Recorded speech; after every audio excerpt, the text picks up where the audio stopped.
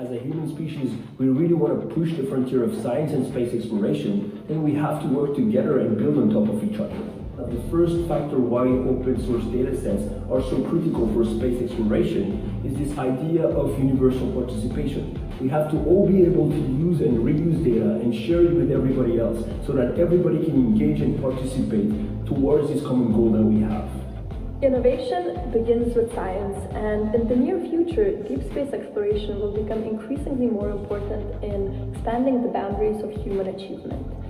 To empower innovation and create new solutions to the world's most pressing problems, we must democratize access to deep space data and develop the ability to produce it faster and cheaper. One of our main objectives at RIS is to provide African-based downstream space tech companies with opportunities to develop market readiness and access various data packages and cloud services to support the growth of their businesses. And one of the ways we are doing this is by facilitating the running of the annual Africa Earth Observation Challenge, which I am playing a leading role in developing this year. Here, I study exoplanetary systems.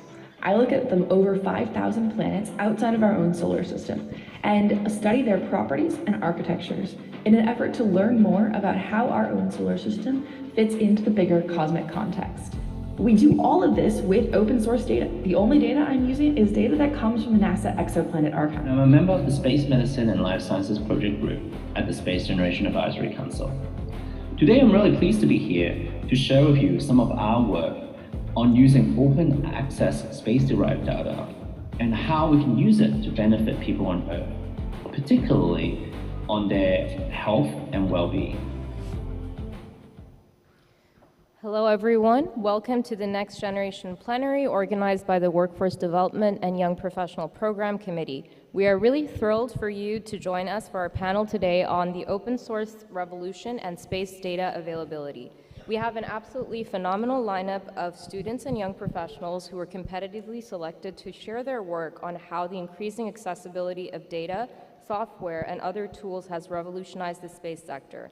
I'd like to now invite my co-organizer, Anya Shepard, to introduce our esteemed moderator, Jim Green. Hi, everyone.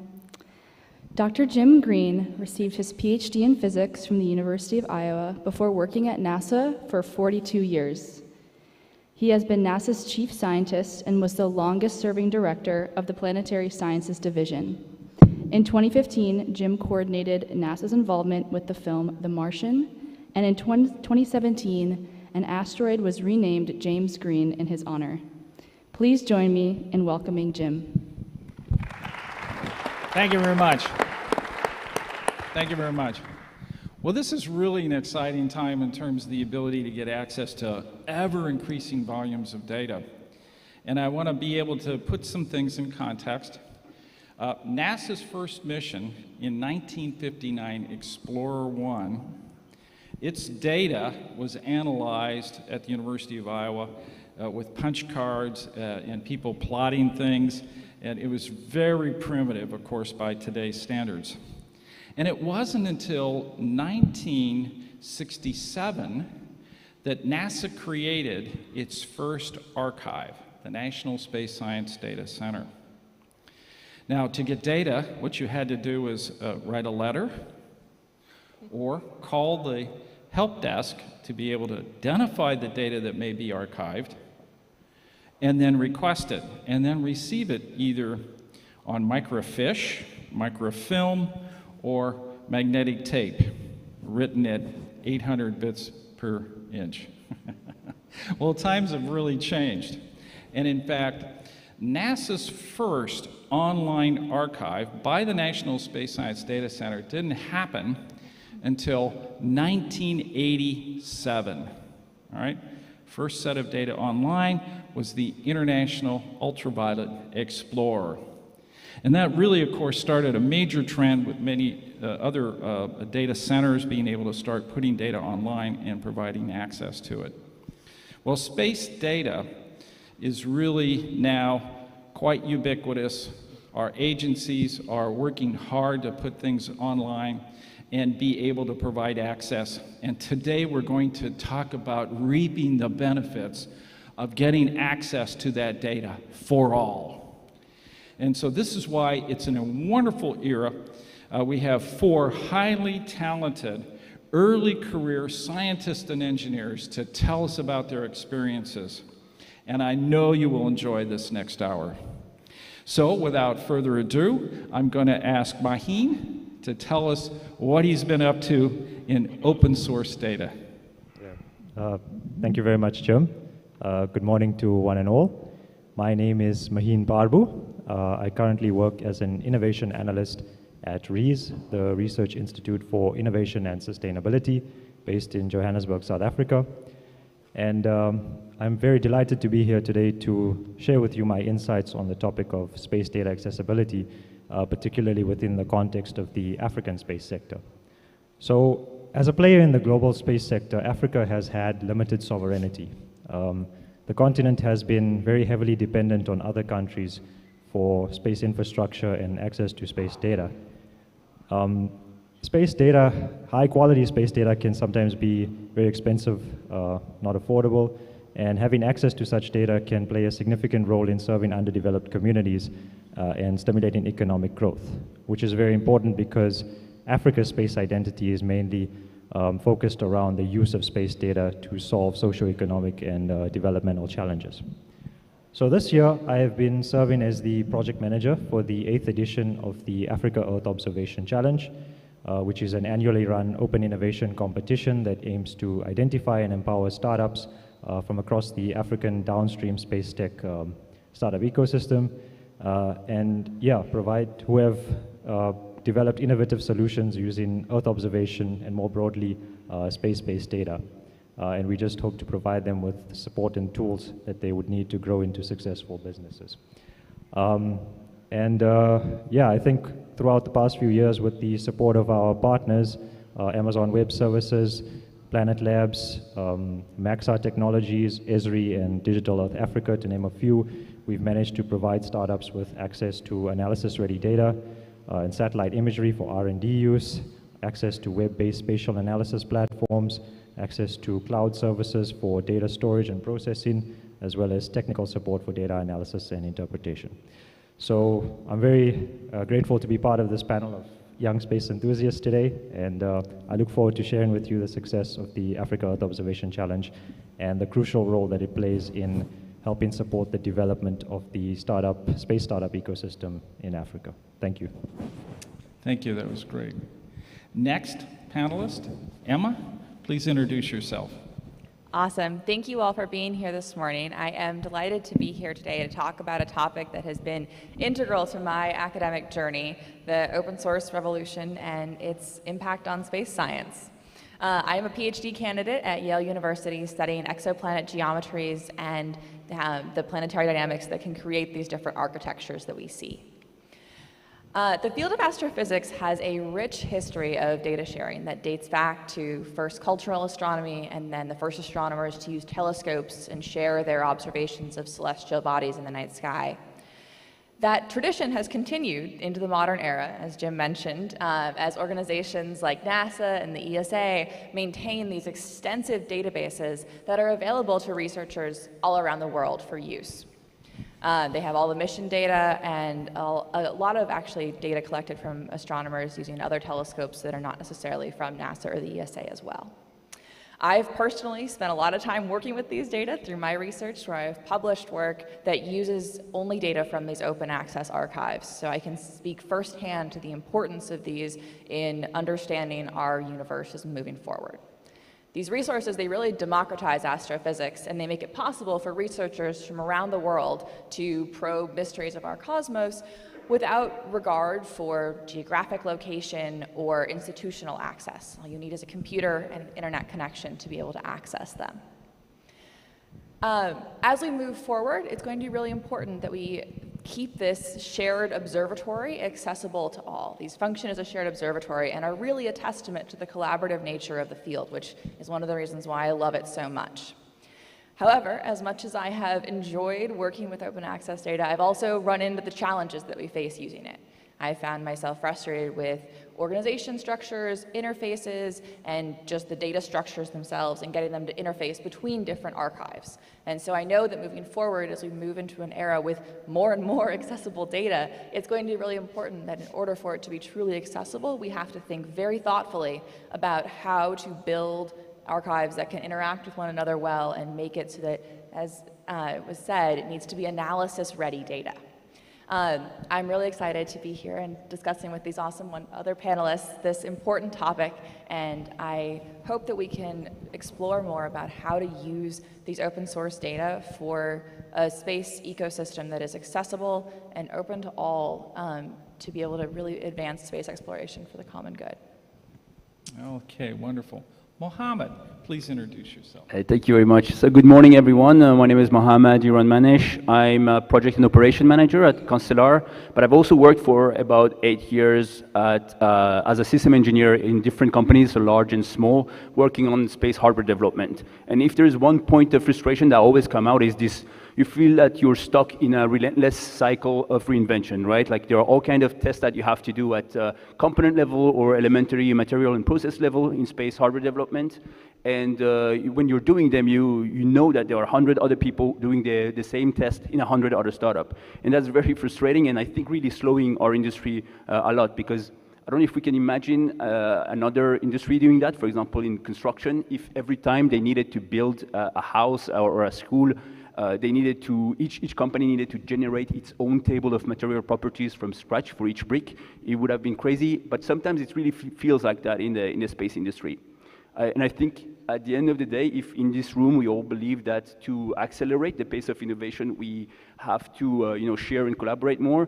If we think that collaboration that is helping us accelerate, then we have to make sure that we share so that we can build on top of each other. I just wanted to say also a story. I have a friend of mine a couple of years ago. She was working on an experiment which was supposed to fly on a sounding rocket. And on the launch day, there was an issue with the separation phase, and she lost most of her data. So she only had like 1 or 2 seconds of data for her research after having worked on it for a year. She was devastated, of course, and it was crazy because she knew that there were other people working on the same topic and data that was available, but she just couldn't access them. So she couldn't find anywhere any open source data to supplement her research, and of course she was stuck there. So it's stories like that that made me and a few of my friends co-found Lightspace, which is a new microgravity platform using glider sailplanes. And the idea here is not to just make it easier to generate data, but also like just to encourage the community to share more and collaborate more, because we don't want the barrier for the pushing frontier of science and space exploration to be just a lack of access to data. So I'm very excited to be here and talking more about the engineering side of open data. Great, thank you so much. One, please introduce yourself. Thank you so much, Jim. I'm going to stand up if you don't mind. Okay, so how many of you have heard of the 7 minutes of terror? All right, I see a few hands here and there. It's the 7 minutes that it takes for a spacecraft to land on Mars, and it's exactly in those 7 minutes that most of the Mars mission failures occur. Now imagine spending nearly a decade out of your entire career building something that's worth hundreds of millions of dollars just to see it crash at the very, very last moment. That sounds frustrating, right? Well, okay, now, have you ever heard of a plant called Kali tragus? Okay, I don't really see any hands. Well, I'm sure at least some of you have seen it in a Western movie, but they are also very, very popular in the US and especially in deserts. But what's very interesting about this plant is its unique yet very efficient way to reproduce and survive in the very extreme environments. So what happens is that when the plant gets mature, it separates itself from its root and tumbles as it gets driven by the wind, just continuing to spread into the desert and spread its seeds. And those are called tumbleweeds, and that's exactly the concept that our team has applied on Mars. Now, the tumbleweed rovers have 3 major advantages. First, because of their ability to deploy mid-air, as well as high payload mass, we're able to reduce the cost of a single measurement by 2 orders of magnitude. Second, as they're driven by wind, they're able to reach the areas on the Martian surface that have never been reached before, thus allowing us to have like a more global view of the Martian planet. Third, and most importantly, instead of relying on a single spacecraft not to crash into in those 7 minutes of terror, we're now able to distribute the mission risk across an entire fleet of tumbleweeds, an entire swarm. It's really as simple as not putting all of your eggs in one basket, because we all know what might happen, right? So that's what I think the answer is to making deep space data, specifically deep space data, more accessible to everyone. It's through reducing the cost and the risk of the missions. So now it is our time, and by us I mean all the people in the audience and the panel, all students, professionals, scientists, government officials, really everyone. It is our time to transform the 7 minutes of terror into a decade of triumph. Thank you. Very nice. Thank you very much. Well, now we're going to enter an opportunity for me to quiz the team, you know, with my vast experience in data.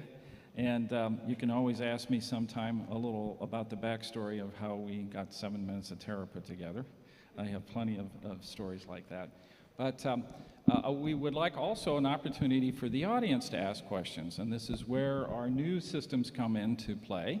So if we can have on the screen the QR code for the sligo.com system, please be able to ask your question, and as we continue on with the dialogue here, I'll bring those questions up as we go along. All right, so let's talk about what you brought up, which of course is the African space sector. We're now also entering an era for which many countries are recognizing the importance of space. Now, I truly believe that we as a species cannot survive long without leveraging and using space. And so I am so delighted to see so many other countries begin the process of developing capabilities, leveraging space data in so many ways. And Africa is a perfect example of that. So, in your experience, Maheen, how has open data really impacted the African space sector? Yeah, thanks a lot, Jim. So, as I alluded to in my opening introduction there, Africa is mainly focused on, you know, the applications of space technologies. You know, how do we leverage space data, as you mentioned, to solve socioeconomic and developmental challenges. I think one of the biggest challenges in Africa at the moment now is food insecurity. Even though close to 20% of the GDP of sub-Saharan Africa comes from agriculture, a lot of the traditional agricultural techniques that are employed are often inefficient. They don't produce high enough yields. So you're really starting to see new innovations in agriculture that are incorporating satellite data, in most cases open data from like Sentinel-1, Sentinel-2 satellites, for things like crop monitoring and precision agriculture, which is greatly improving the efficiency of agriculture, and hopefully in the future will address this issue of food insecurity.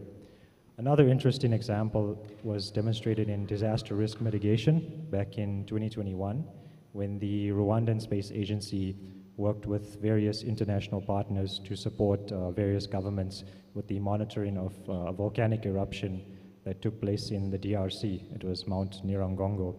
And they did this using interferometric analysis of Sentinel-1 data.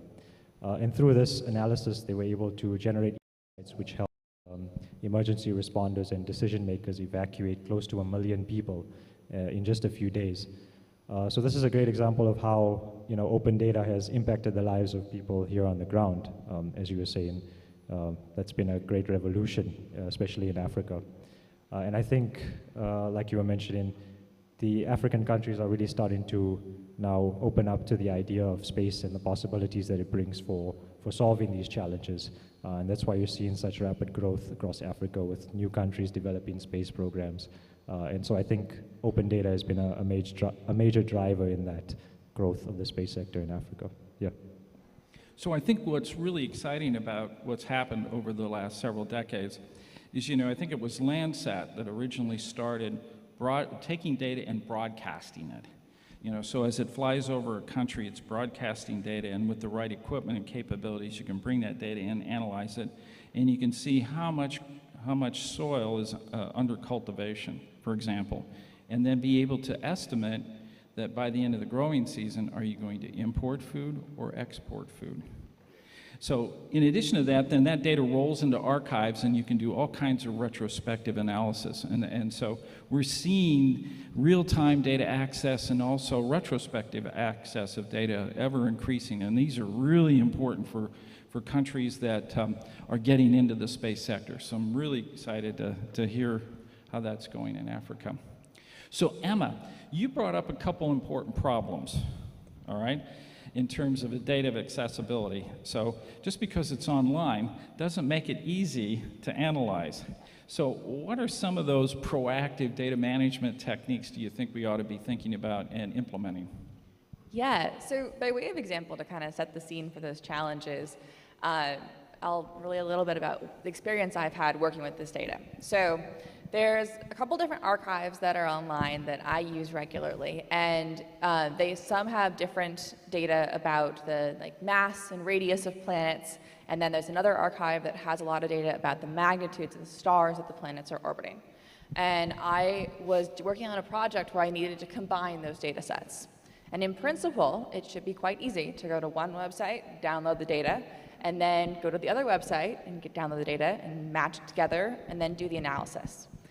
But instead of spending the morning 3 hours that I'd allotted, which I thought was pretty generous for being able to combine those data sets, I spent almost a week because I had to reformat the names of the stars and then make sure learn how to use a website that was a little bit challenging to figure out how to download the data in the correct structure so that I could actually begin to then write code that could interface the two databases together and pull it all out and get out a data set that I could use for the analysis. So you end up spending almost as much time making the data into a usable format as is spent actually doing initial analysis of the data. And that is, in my opinion, not a sustainable way to move forward with as we get more and more data.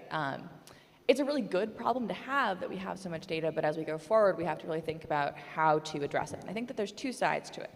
First, there's the technical side. We have to figure out what are some norms for how to store data, what kind of structures do we put it in, and in this case I'm thinking about astrophysics data, so what are our common data formats, what are our common ways to download it, what are our common ways to store the names of different objects, because that's often the identifiers that are used to coordinate between archives.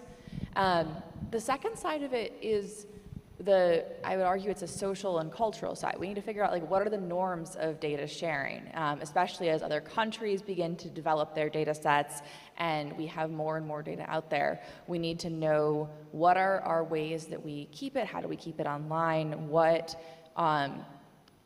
that data sets don't have to be recreated again to fit into an architecture. We should have a set of norms that define a culture of data sharing that can then inform how it is stored, and that makes it so that what is a week-long process now can be a day-long process for a researcher in the future. Yeah, these are really important points. And early on in my career, I was head of the National Space Science Data Center, so we were working hard with the community, and these are the projects that were archiving their data, to think about standard formats. And astrophysics in particular came up with the FITS format, but that doesn't do everything.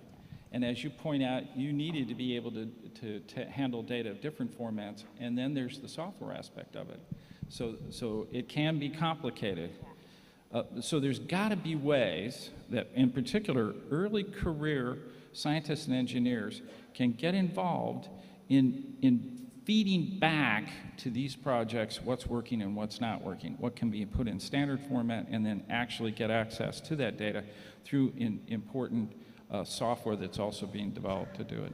Can I actually add one more point to that? Oh, please. I think that is also really important to point out, because I think that every archive that is created is done with the absolute best intentions for this is going to be super easy to use, it's going to be super user-friendly. Nobody sets out to create a hard-to-use archive.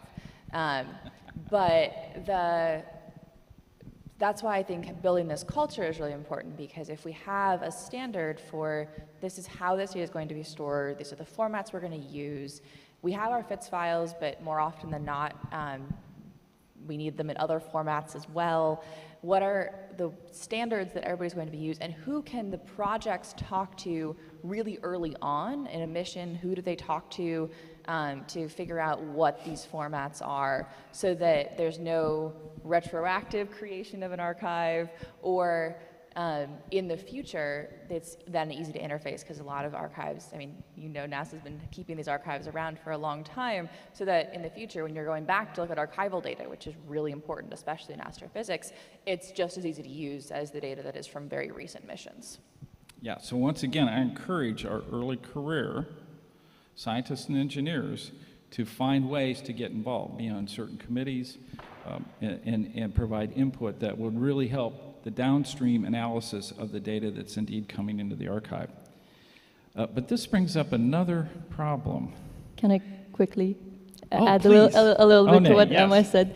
Yeah, so I very much agree with all of your points, and especially since it's not only relevant for astrophysics and for like exoplanetary research and all the other interesting fields of science, but it's also about really enabling other scientific missions to take place, right?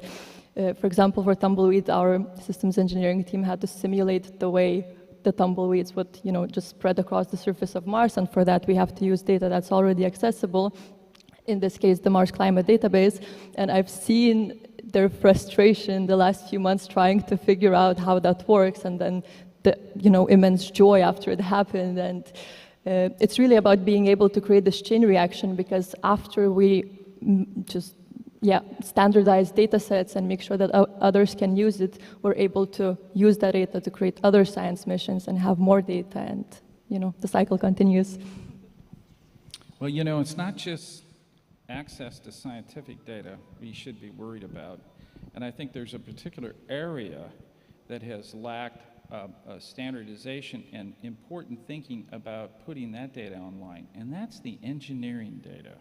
Yeah, exactly. I mean, when we talk about hardware data, everybody in companies know they get stressed because they think about we're talking about, oh, you have to share your your IP and your high-level design, but that's not really what the question is here. Is that we're way behind what the level of collaboration that we see in the space data teams all around the world. But at the same time, there are so many tests being done at on all kind of component materials. And they have to be repeated every time because they're not shared, or if they're shared, you know, it's by the manufacturer for some specific conditions that they're not sharing the raw data, but it's like a slide for a commercial purpose. So we really have this difficulty in hardware engineering, the same way that you have to spend a lot of time in finding the data that you need. In our case, we often don't find them at all, and then so you have to go again and then prepare a test, which makes it even more costly. And it's not, I don't think I'm saying that, you know, the large companies should spend money generating those databases and then give it for free, but we just have to find a better way of collaborating, maybe learning from the data, the way the science data is shared.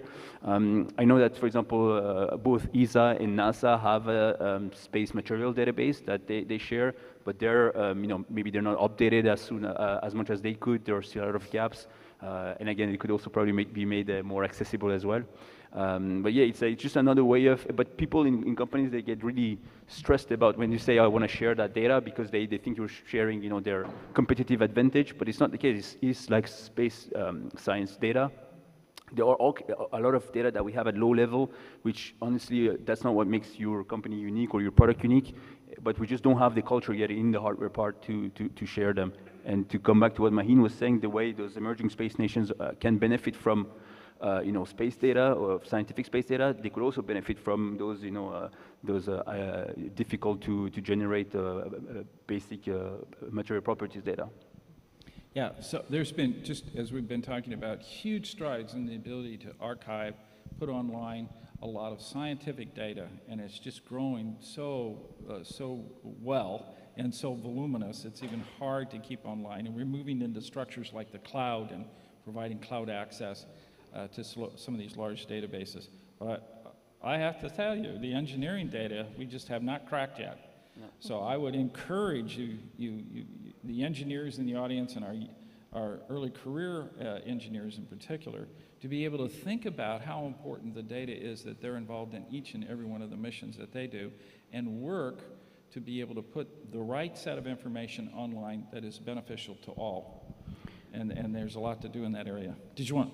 Yeah, so I think probably the main challenge that comes is really the cost. And so that was the idea with Lightspace, is that, okay, if we have a platform which can recreate on ground some level of microgravity, which is affordable, then maybe we can then promote using that, generating more data and then sharing it. And so ourselves, we started generating some data about the motion and attitude of objects in microgravity, that then, and we are putting them completely online, free for everyone to use. They're on a GitHub repository, and knows that way if tomorrow there is someone from any country who's developing a new software for active debris removal, identification or anything, they can use those data and work on them. So we're trying to push that, but yeah, we need more people to join. So, One, with your interaction with the Tumbleweed mission, how has that really increased access to space data? So the Tumbleweed mission, the whole point of what we're doing is to be able to, cut down the costs, and that way make sure that more players of the industry players, not only the great major companies and the agencies, but also all kinds of other individuals or small organizations and institutions can become part of it. It's with that data that we can later create a better understanding of Mars as a planet, and then better explore other planets, and just make sure that the knowledge that we get from space we can apply back to Earth. Indeed, some of the aspects of that data is quite sophisticated. What are some of the technical skills that are really needed for understanding and implemented soft re-entry, landing, and navigation on the surface of Mars? Can you comment on that? Do you mean the skills of the people that are working on the topic? Yes. It's really about the ability to use the data that we have currently available to analyze the missions that have already happened and see what the specific parts of the previous missions, for example, that went wrong, and really iterating. Like what we do in Tumbleweed is just take a problem and make sure that we're able to solve it by doing it over and over again until it works.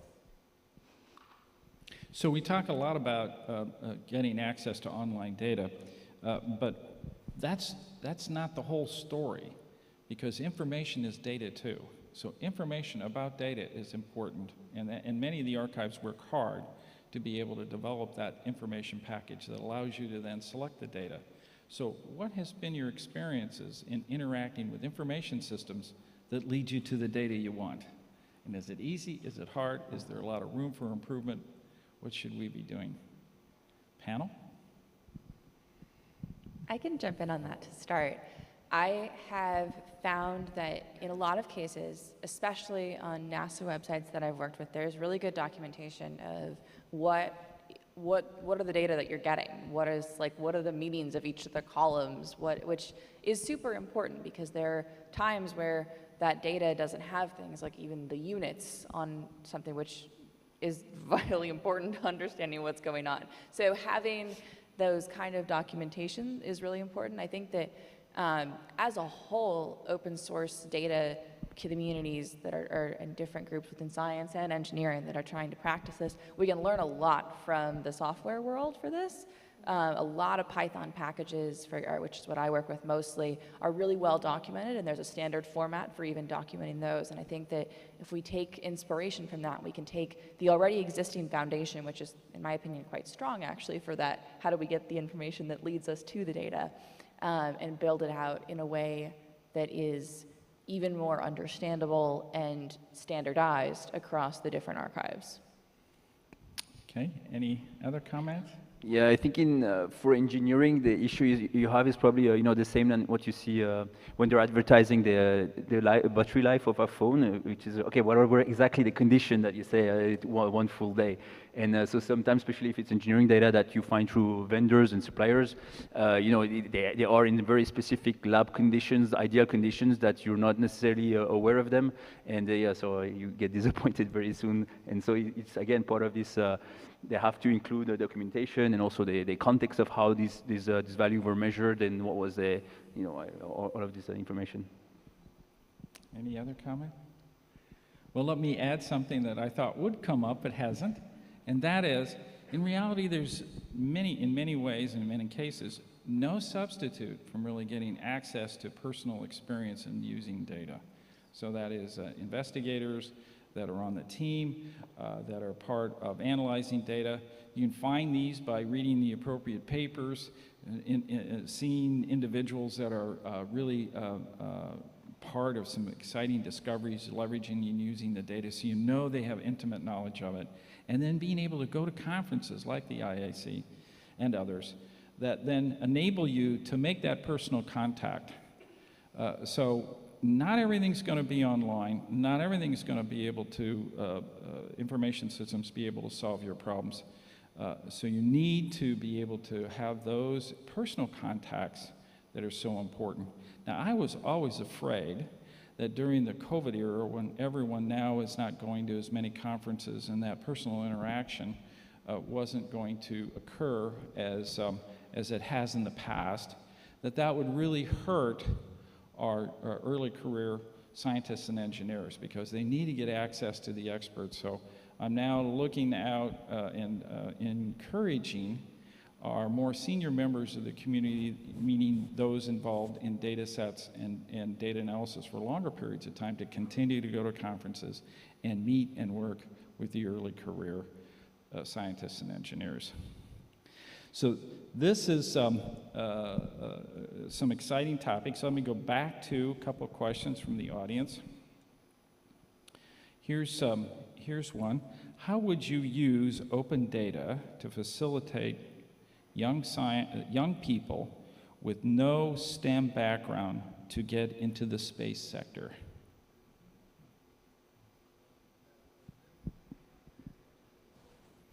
Okay. With the dead silence, let me just throw out an idea. There's no substitute for beautiful images.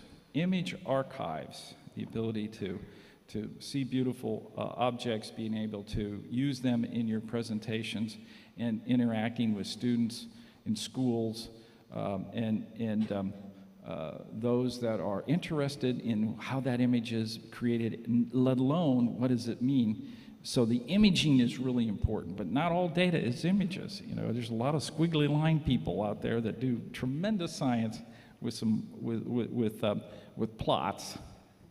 So, pardon me, thoughts? Yeah, definitely images, and then also I think there are all kind of, like, if we focus on using those information for outreach and education, then you also find, like in engineering, all kind of small robots or small experiment that you can find online, and all the information is shared, and so that's something that you can easily access and then share it with other people in your classroom or outside. There are actually maybe more than we think, and maybe that's also a topic here, which is like, can they find all the things that are available to them if there are, a small rover bike, or if there are images, like do people know those who are not in STEM or in the space industry, do they know how to access them? Because there are all kind of resources and material that could be used for those exact reasons. Another example of that is the Exoplanet Archive, which is what I use to get all of my data, which is an interesting place because it has both the very technical data that anybody who's doing any research on exoplanets is going to have gone there at least once, but it's also a very accessible site for the public. If you Google the name of an exoplanet, or if you Google exoplanets and find yourself on the website, you can end up on pages that tell you about each individual planet and do some visualization of where it is, or how big it is in relation to other objects in our solar system that you might be more familiar with. And then at the same time, as you're seeing those visualizations that are designed to be quite accessible to the public, you're also seeing the data below that is what researchers are using every day. So I think one way to do that is to build in build into these archives ways that if somebody stumbles across a website online that's open, they can both see, if you're a researcher, you can get the data you want and go do analysis with it, but if you're somebody who's new to it and doesn't have a STEM background, you can explore and learn something new and be learning it from the same place that researchers are working from, which adds another level of excitement to the inquiry. Okay, any other comments? So I'm going to switch gears a little bit, all right? And I'll talk a little bit about proprietary rights that scientists have and how that's evolved over time. In particular, NASA in the 60s and well into the 70s and a little bit into the 80s, many of the scientists that worked so hard developing instruments, launching them, getting the data, wanted to be able to have exclusive rights. So this made it difficult for archives to be able to obtain the data in a timely manner, or at least from a perspective of getting it in the archive within 6 months or a year or so. But a lot of that's changed. Some of the missions that are coming out now dictate that that data comes immediately into the archive as fast as they can get it in, allowing everyone to be able to have access to the data on a level playing field. So what's your experience in that particular area? Are you for proprietary periods where scientists that work so hard to develop an instrument have an opportunity to at least get a couple top discoveries out? Is that a problem or not? What's your thoughts on that? I can maybe just add a little bit from, trying to design a space mission and how we want to make use of the data. So the point of making it more accessible from what I think is by reducing the cost of being able to get a data point, we're then able to just disperse it across a higher variety of stakeholders. So it's not going to be only the people, for example, who are paying, not only the agencies, for example, who are paying for the data, but maybe other stakeholders as well. It could be a smaller company that is interested in developing a lander for Mars or a different type of object. So, yeah. Other comments? I can also add to that and say that I think that from a telescope data perspective, so not a mission data perspective, but when you propose for telescope time, often that data that you collect comes with a proprietary period before it is made public onto archives. And that can be really valuable for researchers who spent time developing a particular science question and need to have time to analyze the data before everything that they collected is then available to the public as well. And I think that that's a good kind of middle ground solution for that, is to give researchers, give mission teams a little bit of time with the data themselves, and then afterwards, after that time is up, make it available to the general population. Yeah, many of the space agencies interact with their projects and then make decisions on how to do that. Once again, input from the rest of the scientific community is so important to be able to determine how that will go. But I have to say, I've seen so many fantastic discoveries come out from archival research. The Hubble archive, as an example, has an enormous amount of data for which, even though individual papers have been written on individual observations, but cutting across a whole class of observations, new and exciting discoveries have come out. So indeed, the concept that there's just not enough science in the archive, and if we let the PIs have all the glory, is really an old idea, because the data sets that are coming in are so rich, and there's so many fantastic things that can be done. So I'm in favor of putting the data in the archive as fast as possible and letting everyone get access to it. Okay, so going back to a couple of our audience questions. Let's see. All right. Okay. How can we look for open data? In other words, where are open data sources that you go? Is there a curated list of open source data? And how do you get access to understanding that this is a set of data that you want to go for? What's the starting point? Talking to people, like you were saying. It's sometimes so hard to find what website you're looking for, or you think the data doesn't exist, and it becomes really frustrating. And then you talk to someone and they point you to an obscure URL that you maybe didn't know existed, and all of a sudden you have the data that you've been looking for. So right back to what you were saying, talk to people. Other comments? How do you get access to data that you want? Yeah, I think there are.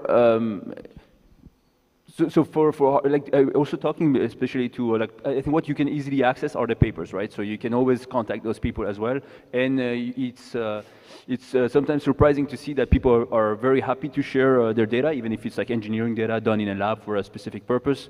But you know, they weren't necessarily thinking about it when they were just publishing the paper. They just put an illustration, but didn't share or put anywhere their raw data without being especially against it. So I would also encourage you to again talk to more people and try to see what you can get there. Any other comments? Okay, this is kind of a follow-up. How do we inform the community what and when data and data products are available? What's the process that we should get involved in? Yeah, it's true that at the moment there is no good process. I think you have to advertise it, publish it, probably use a lot of social media and knowing where your community that could be interested in it is, and going to them and sharing with them. But yeah, it's a great idea. If there was somewhere centralized, probably with all of these sources of information, it would have been so much easier. Like there is no, like we were talking about that there's open source databases for science, but there is no such thing like a list of component or list of diode that would work in that type of mission or that type of environment. There is nothing centralized. So definitely centralizing and having something that everybody can go and access from there would be super useful. Any other comments? So when I became head of planetary science at NASA in 2006, one of the first things that I did was to have one of the institutes that we work with create an electronic, what we'll say, newsletter, an email blaster, and in that we want to make sure we talk about data that's becoming available in the archive. So for early career scientists and engineers, look for getting on these email blaster lists in the areas that you're interested in. I know there's one in heliophysics, there's certainly now one in planetary science. There are other email blasters that come out in several of the other disciplines, but this is the first heads up that data is coming into the archive. Any other comments? Have you ever used any of those? Have you ever become part of that? Okay, once again, for questions to our esteemed panel, we're using the sligo.com system, Slido, pardon me. Here's the QR code or the URL. Okay. Here's an interesting one. What are the most efficient websites that we can get data from in the field of aerospace engineering? In other words, is that the way we start to get access and information engineering area, is the websites? Yeah, I think if it's about like the aerospace engineering in the sense of the physics and the engineering equations that are behind of it, definitely websites are the best thing to see.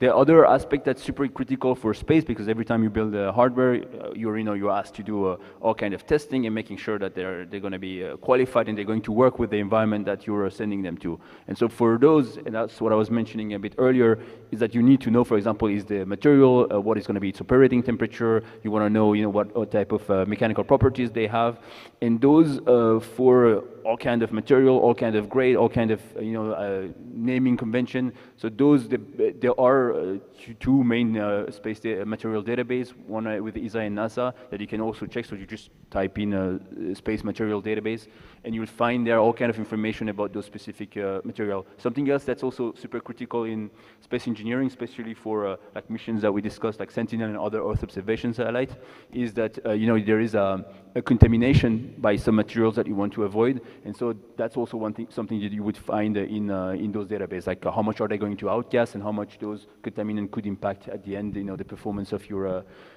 mission. So those websites are super interesting, and they don't put the raw data, but some amount of data, and just to help you make a better material selection and build your mission later. Other comments? Okay, I would be really remiss if I didn't start touching on this next really important topic, and that is, how can artificial intelligence be used in the area of data management, data access, data analysis, and have you any experience in those areas?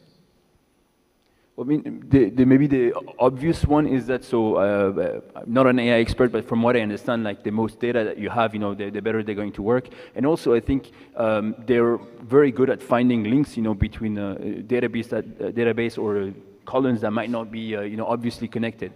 And so there, I think if you have those databases and they're public, then those models would be able to run and be trained more efficiently as well. On the engineering side, I think there is a lot we have to do to include those tools as well and try to look at building new systems or new design in another way, instead of just basing it on what has been done before, looking again at first principle and building from that. And their AI can also help us explore a new space of solution. So that's my first comment. Any other comments? I also think that AI can play a tremendous role in helping make data even more accessible, because one thing, we're learning that it's really good at a lot of things, but one thing it's really good at is writing code for specific purposes. And at the level that people, like students in the classroom who might be interacting with the data, can use AI to assist them to write code to be able to interact with data that otherwise might be unintelligible. And they can also be really useful for converting data. So things that took a long time to do by hand, if you plug it into a tool that can convert formats for you, match names in a way that a coding language on its own couldn't, I think those are some of the really easy, step one things we can use AI for as we look to make open source data more accessible. Absolutely. Any other comments? Well, I would really encourage our early career scientists and engineers not to ignore AI, but embrace it and be able to understand it and be able to look for ways to implement it, because as Emma pointed out, rightly so, there's so many advantages of doing that, just even in getting some of the simple tasks done. But it's a wave of the future, and you just absolutely got to get involved. So let me change the topic again in a slightly different way. There's a whole variety of challenges that have come out. There's the NASA App Challenge. There's just all kinds of things that connect early career and younger individuals who are interested in seeing if the space sector is what they want to get involved in, and then get involved in these challenges and get really excited about. But there's the African Earth Observation Challenge that's happened, and I don't know much about that. So Maheen, can you tell us what role that the African Earth Observation Challenge has played in harnessing space-based data for the benefit of humanity in the African region? Yeah, sure. Thanks, Jim. Yeah, so we're noticing that innovation is really growing in Africa. There's a lot of new entrepreneurs and startups that are in parallel industries that are now starting to utilize satellite data to really develop their solutions. And I think it's quite evident that the future of the space sector in Africa is going to be driven largely by the private sector. So in light of that, in 2015, REES, in partnership with SANSA, established the Africa Earth Observation Challenge, which, as I mentioned, is an open innovation challenge that aims to identify startups that have utilized Earth observation or space-based data in innovative ways. And obviously, we provide them with the support and tools they need to grow into sustainable businesses. The thing with startups is they usually try to leverage as much as they can open data from satellites, like I mentioned, Sentinel-1, Sentinel-2. But obviously, this open data has limitations in terms of temporal and spatial resolutions, and sometimes they need higher resolution data. So one of the goals of the Earth Observation Challenge through the support of our partners is to provide these startups with access to that high-resolution data. For example, last year's winner was a company called Agribora, based in Kenya. They provide a platform that leverages Earth observation data to help smallholder farmers for crop monitoring. And up until the challenge, they'd been using Sentinel-2 data to do their analysis, which was very limited in terms of spatial temporal resolution. And through the challenge, they were able to access high-resolution data through our partner Maxa, which really helped them enhance their solution. And I think this is one of the goals of the challenge, is to really help these startups develop their solutions further and really have a greater impact on their local communities and beyond that as well. Any other comments? Have you participated in any of those international challenges that have come out from NASA, ESA, and some of the other space agencies? Had experience in those areas? I had participated at the NASA App Challenge, yeah. And actually it was for us. So I'm from Belgium, and it was an opportunity for me and my friends from different countries to just gather somewhere. And so we picked one randomly in Vienna, and participated there. And it was super interesting, yeah, because one, you learn actually very easily. So maybe that's a good way, as you're saying, to get introduced to how to find the right data. So it was a good way of figuring out where the data are, and then see how you can use them for a specific question. And there, of course, in the context of these space challenges or hackathons, you have people who have already a lot of materials that they can share with you and help you access those data and use them. So definitely encourage people who haven't participated yet in hackathons or the NASA App Challenge to do it, because it's going to be an easy way for you to get introduced to what type of data is available and what you can do with them. Well, Omne? Yeah, well, I personally haven't participated in any of the challenges. I am a very big believer in learning through practice and through, just hands-on trying to make something happen. And there are a lot of organizations internationally available, as well as probably at your university, to just join and try and see how much you like it. Okay, other comments? So let me ask you kind of another wild question that is related to data, and that is, what is your preferred software? I mean, you're probably going to laugh when I tell you that the only languages I speak are Fortran and C++, all right? And those are old skills, but Fortran is still one of the major software elements in supercomputers, okay? So what are the preferred software elements that you use to get access and analyze data? Well, back when I was a student a few years ago, Python was my go-to option. Python, yeah. Very intuitive interface, so that was, yeah. Astronomy has also really embraced Python. It's where most of the packages that astronomers use are built, and it's what the data that we use is most easily interfaced with. And it's I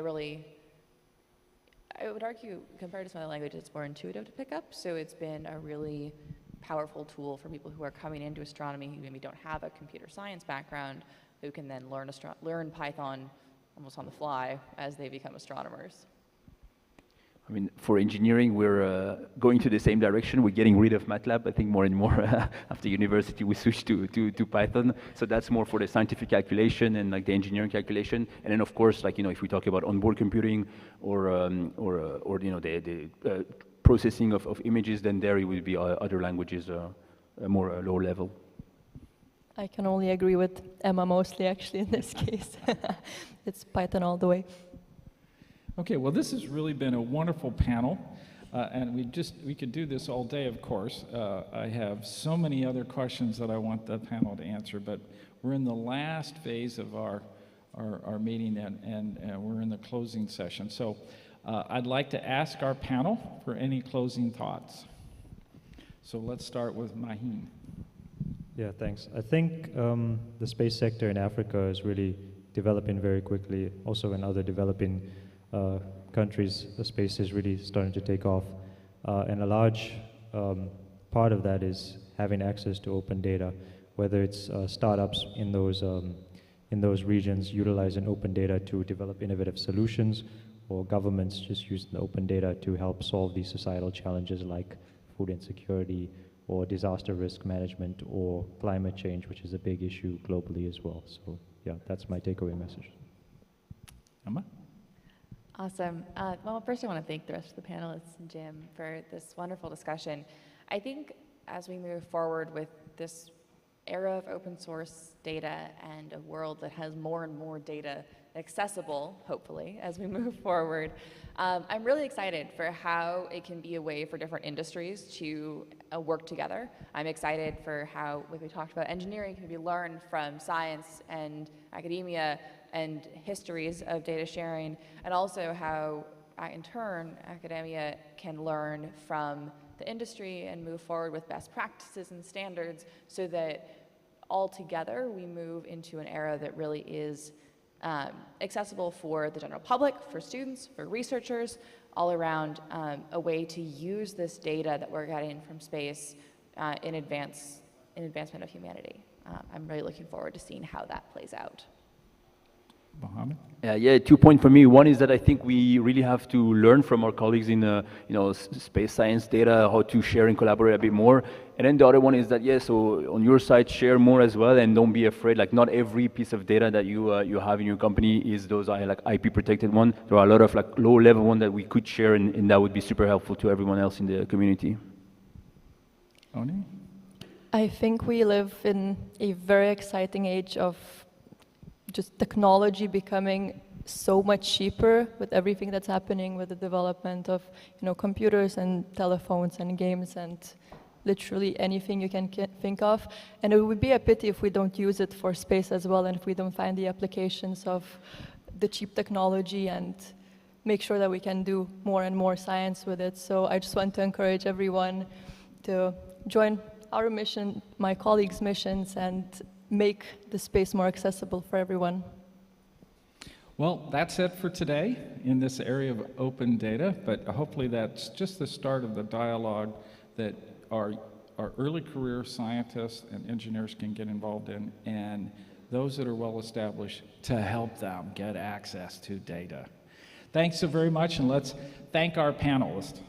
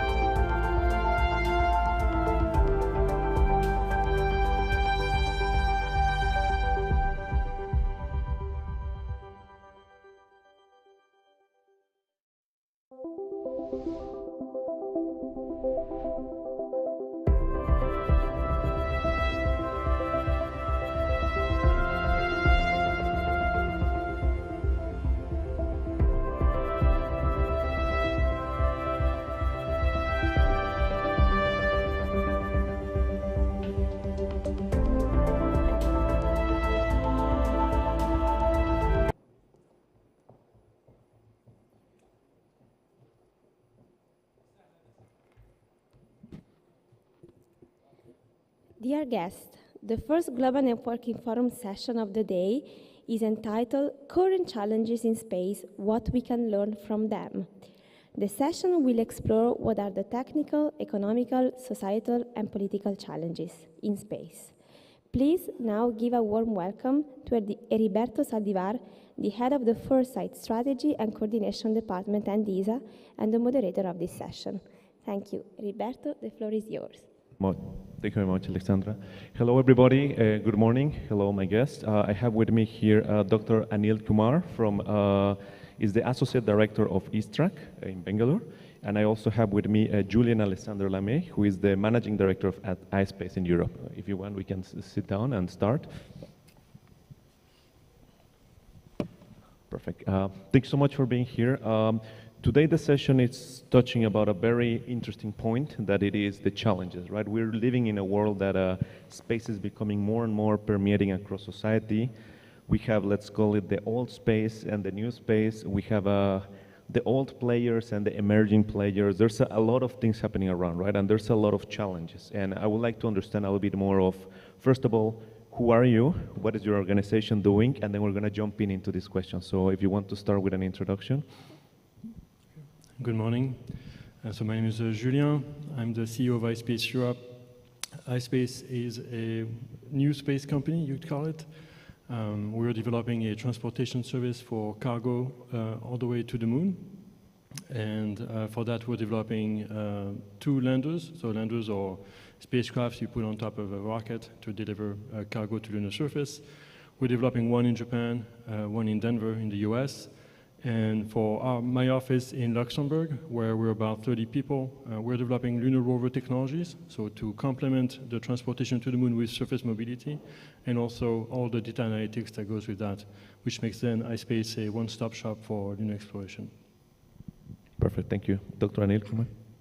Yeah, good morning, and thanks to IAF and GNF for having this panel discussion, inviting me for this panel. And I am Anil Kumar. I am the Associate Director of Tracking and Commanding Network of ISRO. It is in Bangalore, India. I am from Indian Space Research Organization. Basically, you would have seen the Chandrayaan-3 landing and the rover, lander and rover deployments. And all this happened in that my center, ISTRAC, where the telecommand and tracking, telemetry, all activities are being done.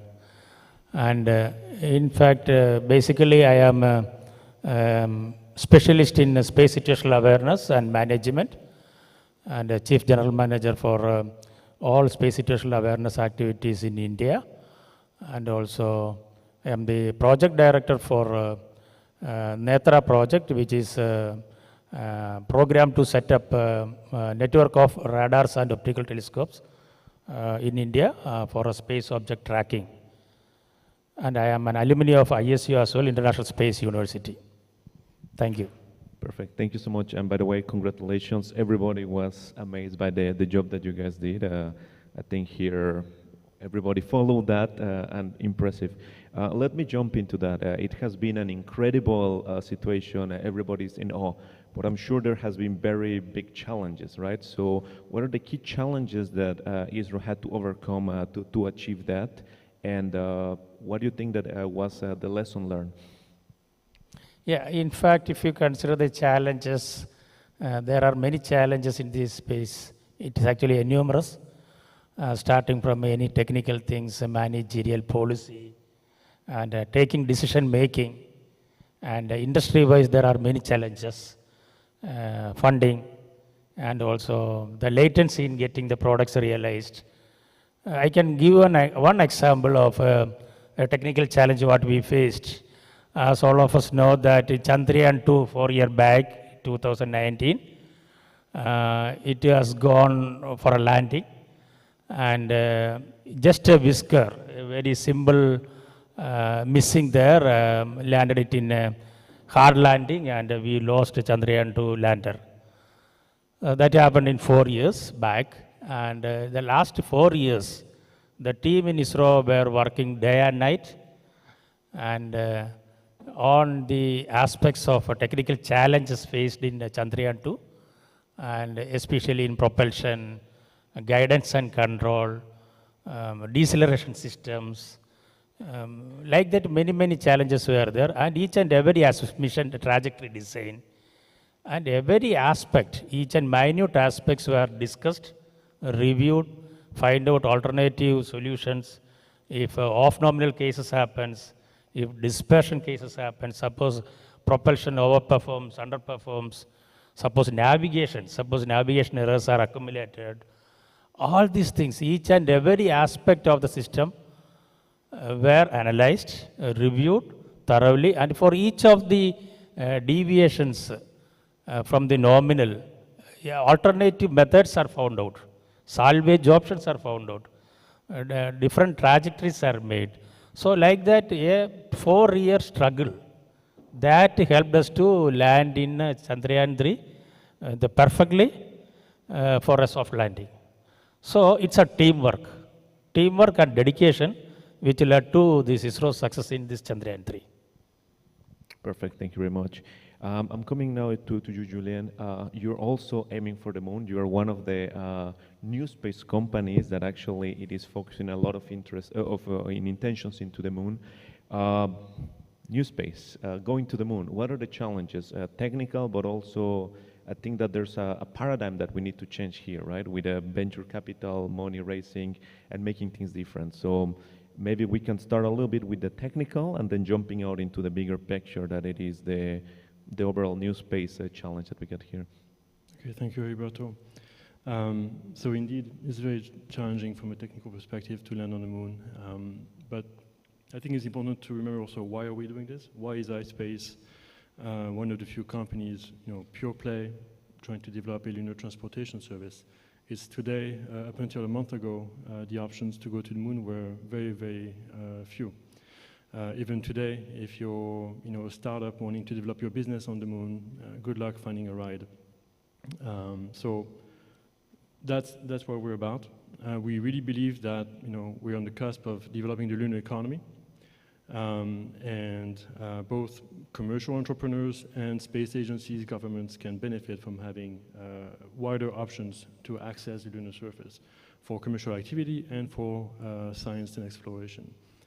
It's a big challenge. Yes, indeed, it's difficult technically. We had the same fate as Chandrayaan-2 earlier this year. And we're very hopeful that we'll be successful next year. So it's interesting, I think it took 4 years for Chandrayaan-3. We're trying to do it in 2 years. We're launching next year.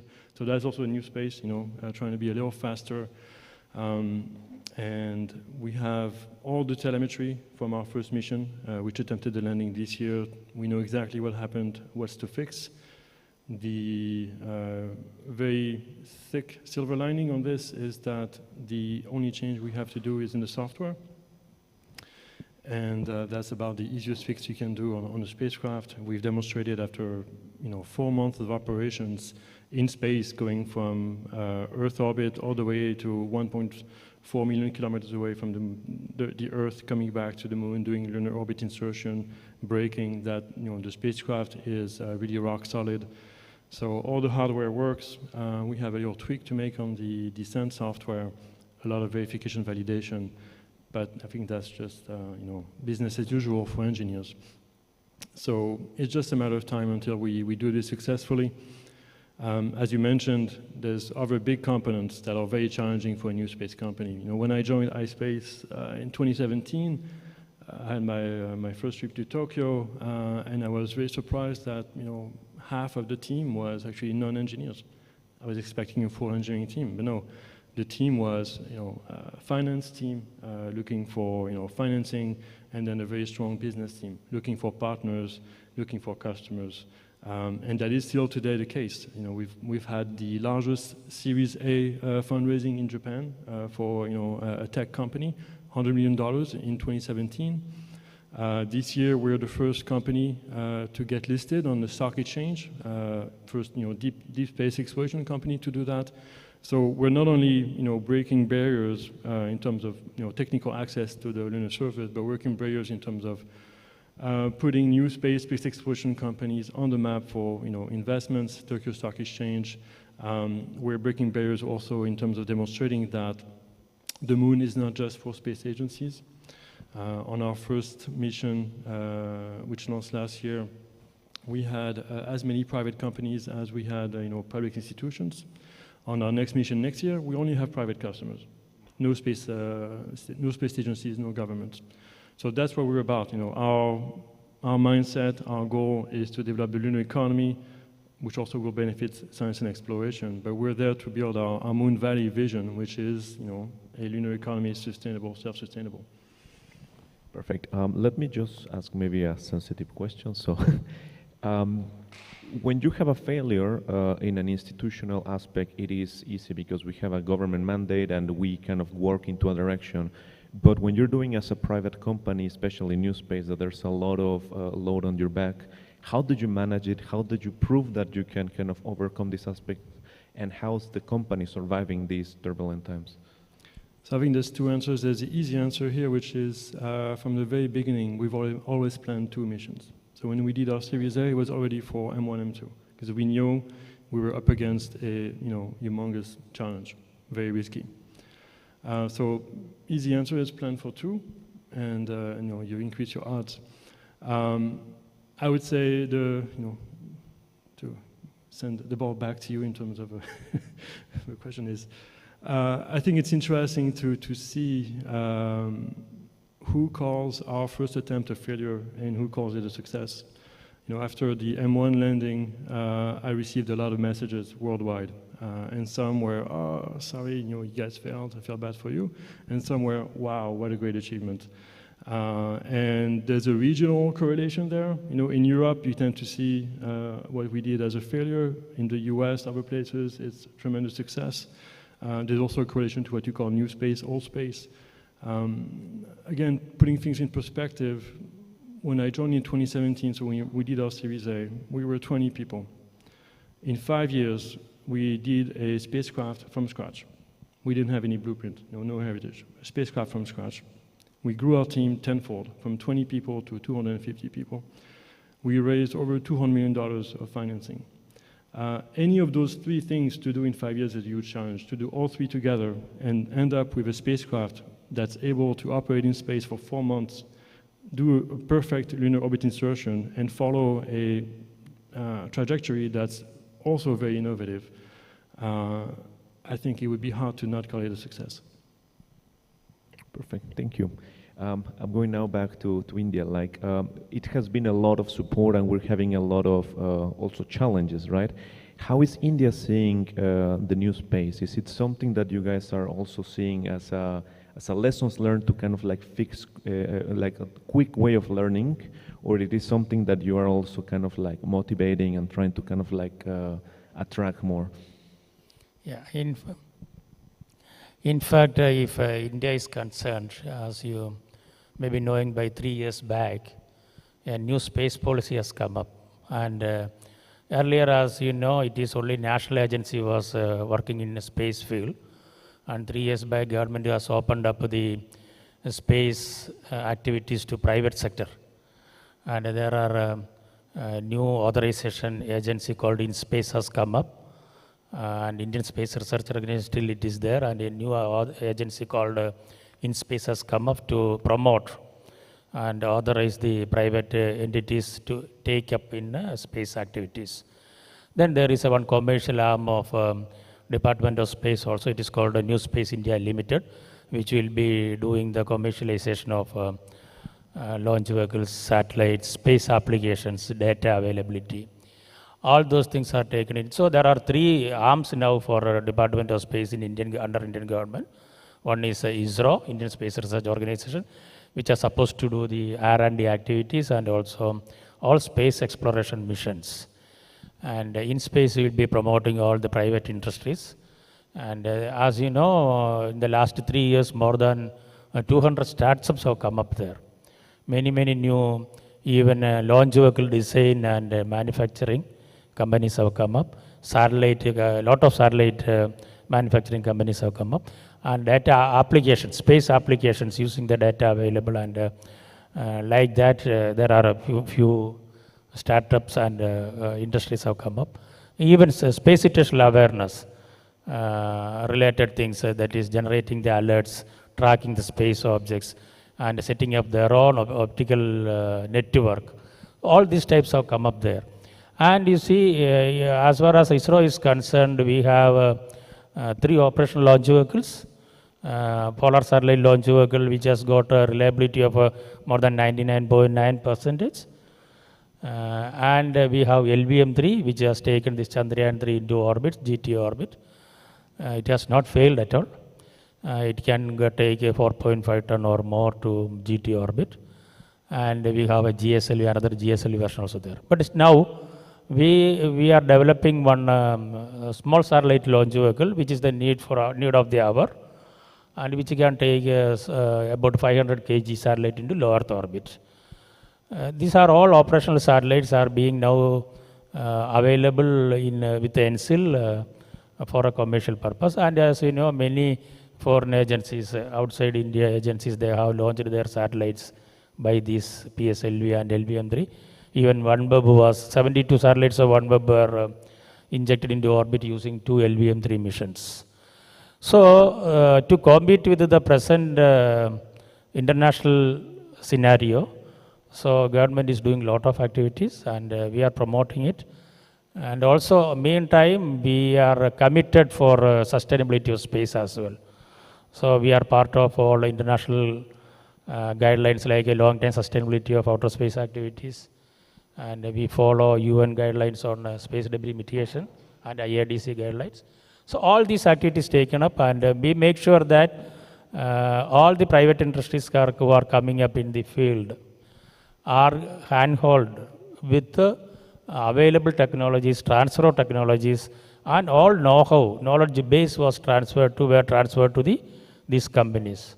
So that is why we are coping up with the present scenario on the space activities.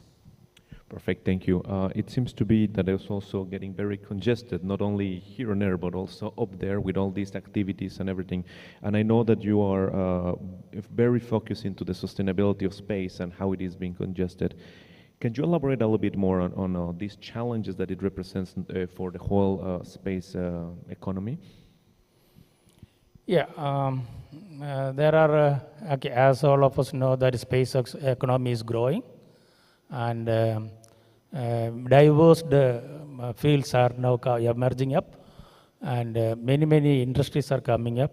As you know, I am the Vice President of International Astronautical Federation as well for international relations. I am handling the portfolio of international relations in IAF, and we have agenda. For the 3-year agenda, it's called the SIS agenda, put forward by IAF President Claire Mori. And this SIS agenda, basically sustainability is very important. Sustainability, SIS means sustainability, investment and security. So for space activities, how to promote investment. And we know that many bigger industries are putting up a lot of pumping a lot of money into the space field, and also even small companies like startups also coming up. And many, the number of industries coming up in this field worldwide is, last 2 years, it is enormous. It's a very big jump we can see there. Then space sustainability, how it affects space economy. You know, any tragedy or critical close approaches or collisions in the space, it will have a very bad effect on our space economy and space utility as such. So it is necessary that all space industries, all space faring nations or aspiring nations or emerging nations, we call emerging nations, aspiring nations, all these agencies or private industries, they should follow sustainability guidelines, and it should be a prime focus should be there. Yes, there are many factors affecting the space economy. One of the factors is keeping the space for safe utility for humankind.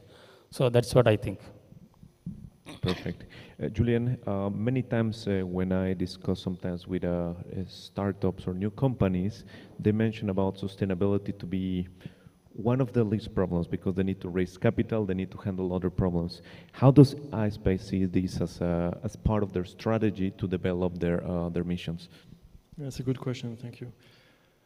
So we don't quite yet have the congestion problem on the moon, but we're very well aware that if you do the energy calculations, people could ask, why are we doing this? Why are we spending all this effort, all this energy, sending robots and cargo to the moon?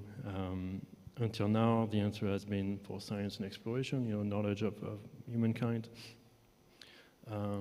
We believe now, added to this, there's a commercial activity component, and our long-term vision is utilization of in-situ resources. The moon has a lot to offer. And we really believe that, in the near future, we'll be able to achieve, an almost like circular economy on the moon. So reducing the amount of energy needed from Earth in order to achieve our ambitions on the moon.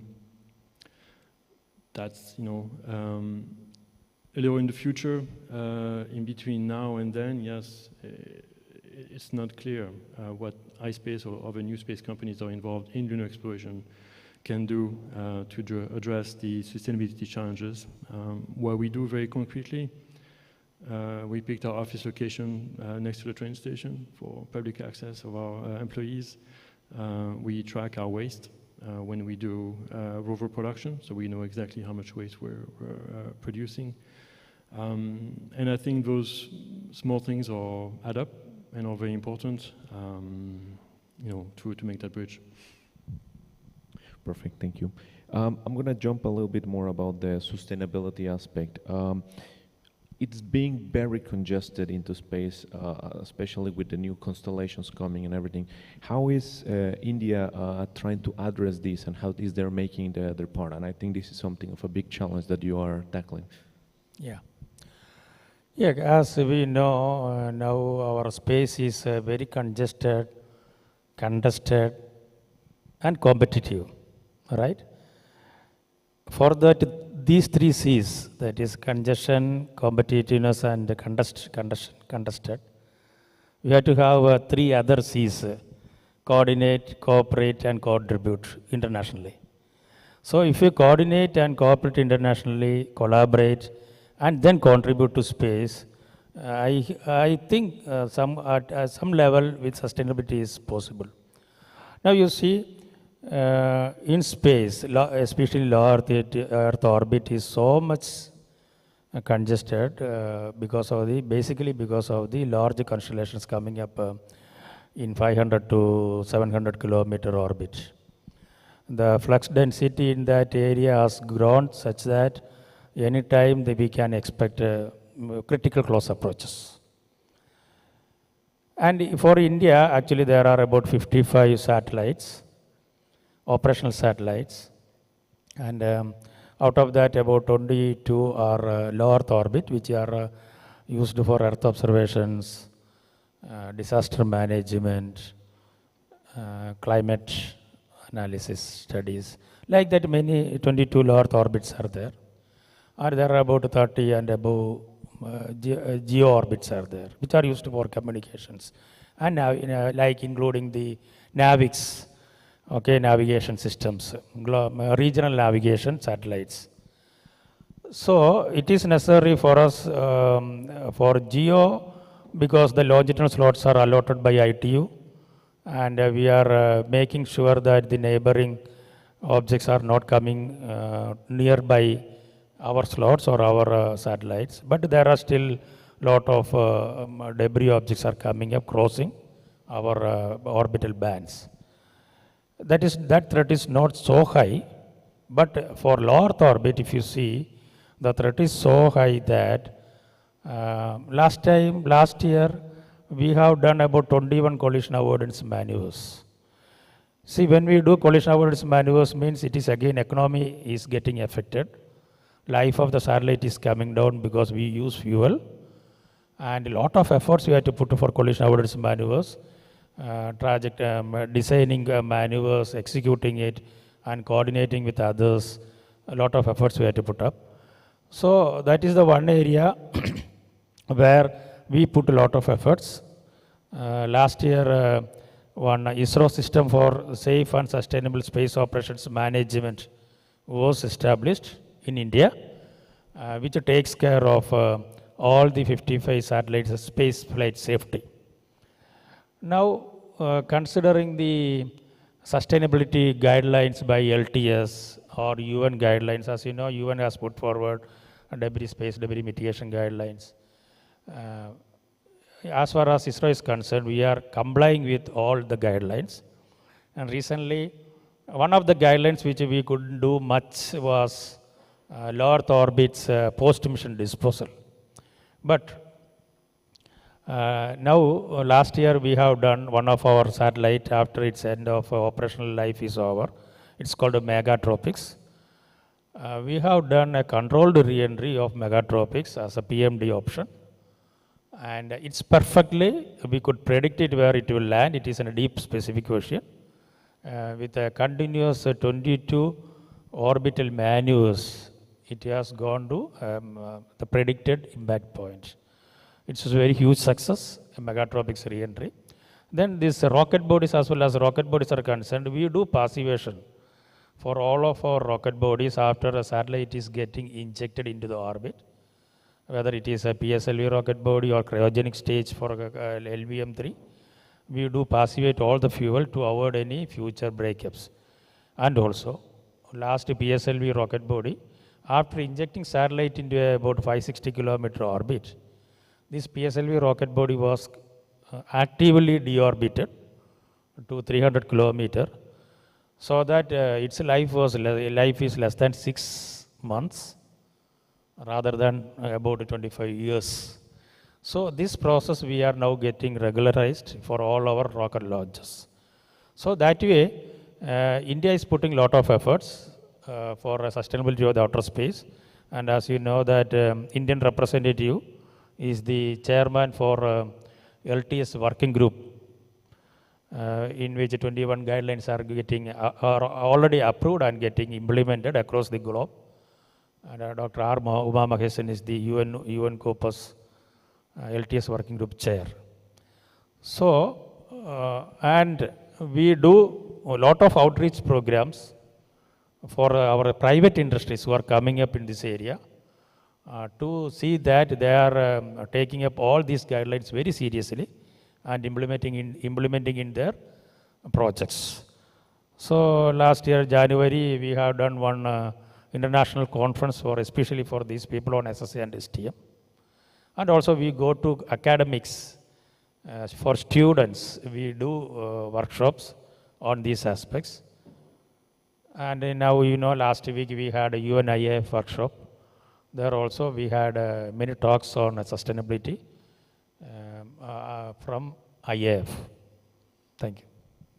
Thank you very much. I think being a national agency helps a lot with international cooperations. You get also a very big network of support, and this is great, right?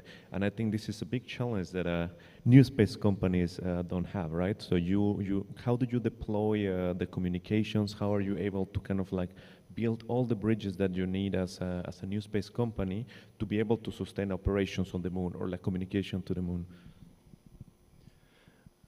So on the communication aspect, interestingly, we're the first commercial customer for ESA.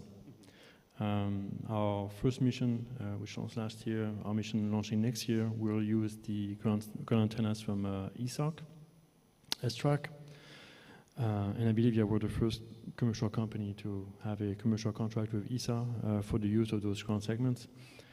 And I think that model applies across everything we do at iSpace on the engineering side. As I said, we only started 5-6 years ago.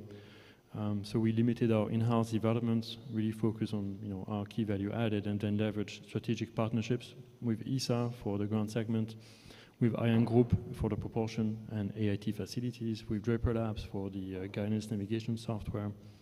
And that's how we were able to accelerate development and also have a spacecraft again that really worked really well. Going forward, what's interesting is now 5 years later, there's a lot more options, especially in the ground segment aspect.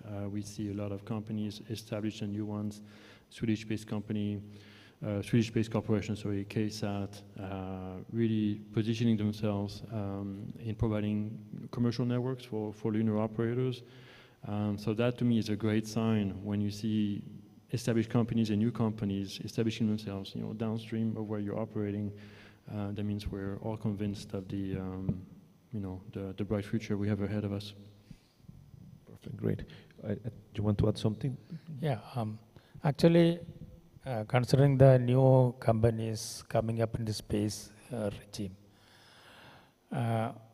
one area is so much infrastructure development is required, or the more fundings are required, especially launch vehicle or satellite or space object observation facilities and ground infrastructure.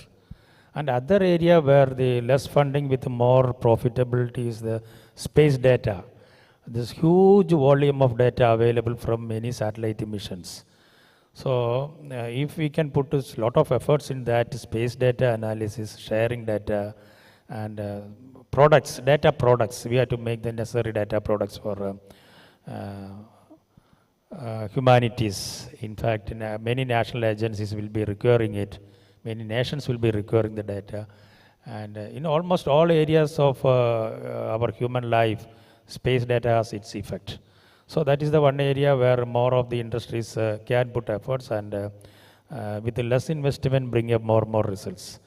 Yes, other things like satellite industry or launch vehicle industry or infrastructure development, it requires a lot of funding, yes, a lot of efforts, and latency also more. So it requires more years to get a breakthrough.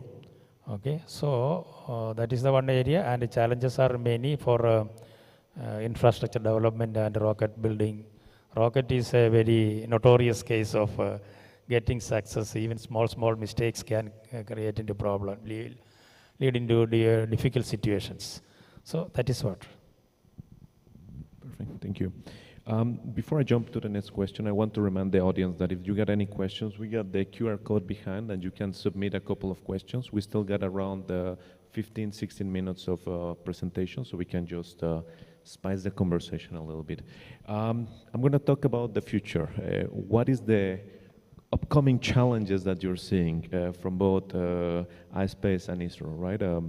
I think that landing on the moon for ISRO has been already achieved, but you get a lot of plans there. And iSpace, I think this will be done very soon, right?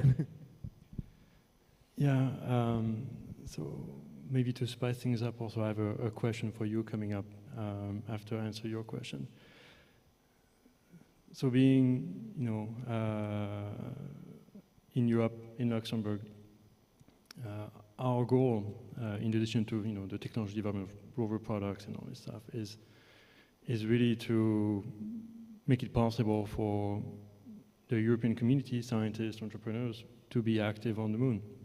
We're seeing a lot of activity worldwide, a lot of success, And as a European, I'm concerned that with the allocation of budget that took place at the last ministerial, in order, that meant to ensure sovereign access to the lunar surface with Argonaut and participation in the Lunar Gateway, there's nothing left for the next 10, 15 years for commercial, activities, which means that for the next 10, 15 years, maybe the only lunar participation for Europe will be Prospect on a NASA Eclipse mission, and maybe one more of those Eclipse missions.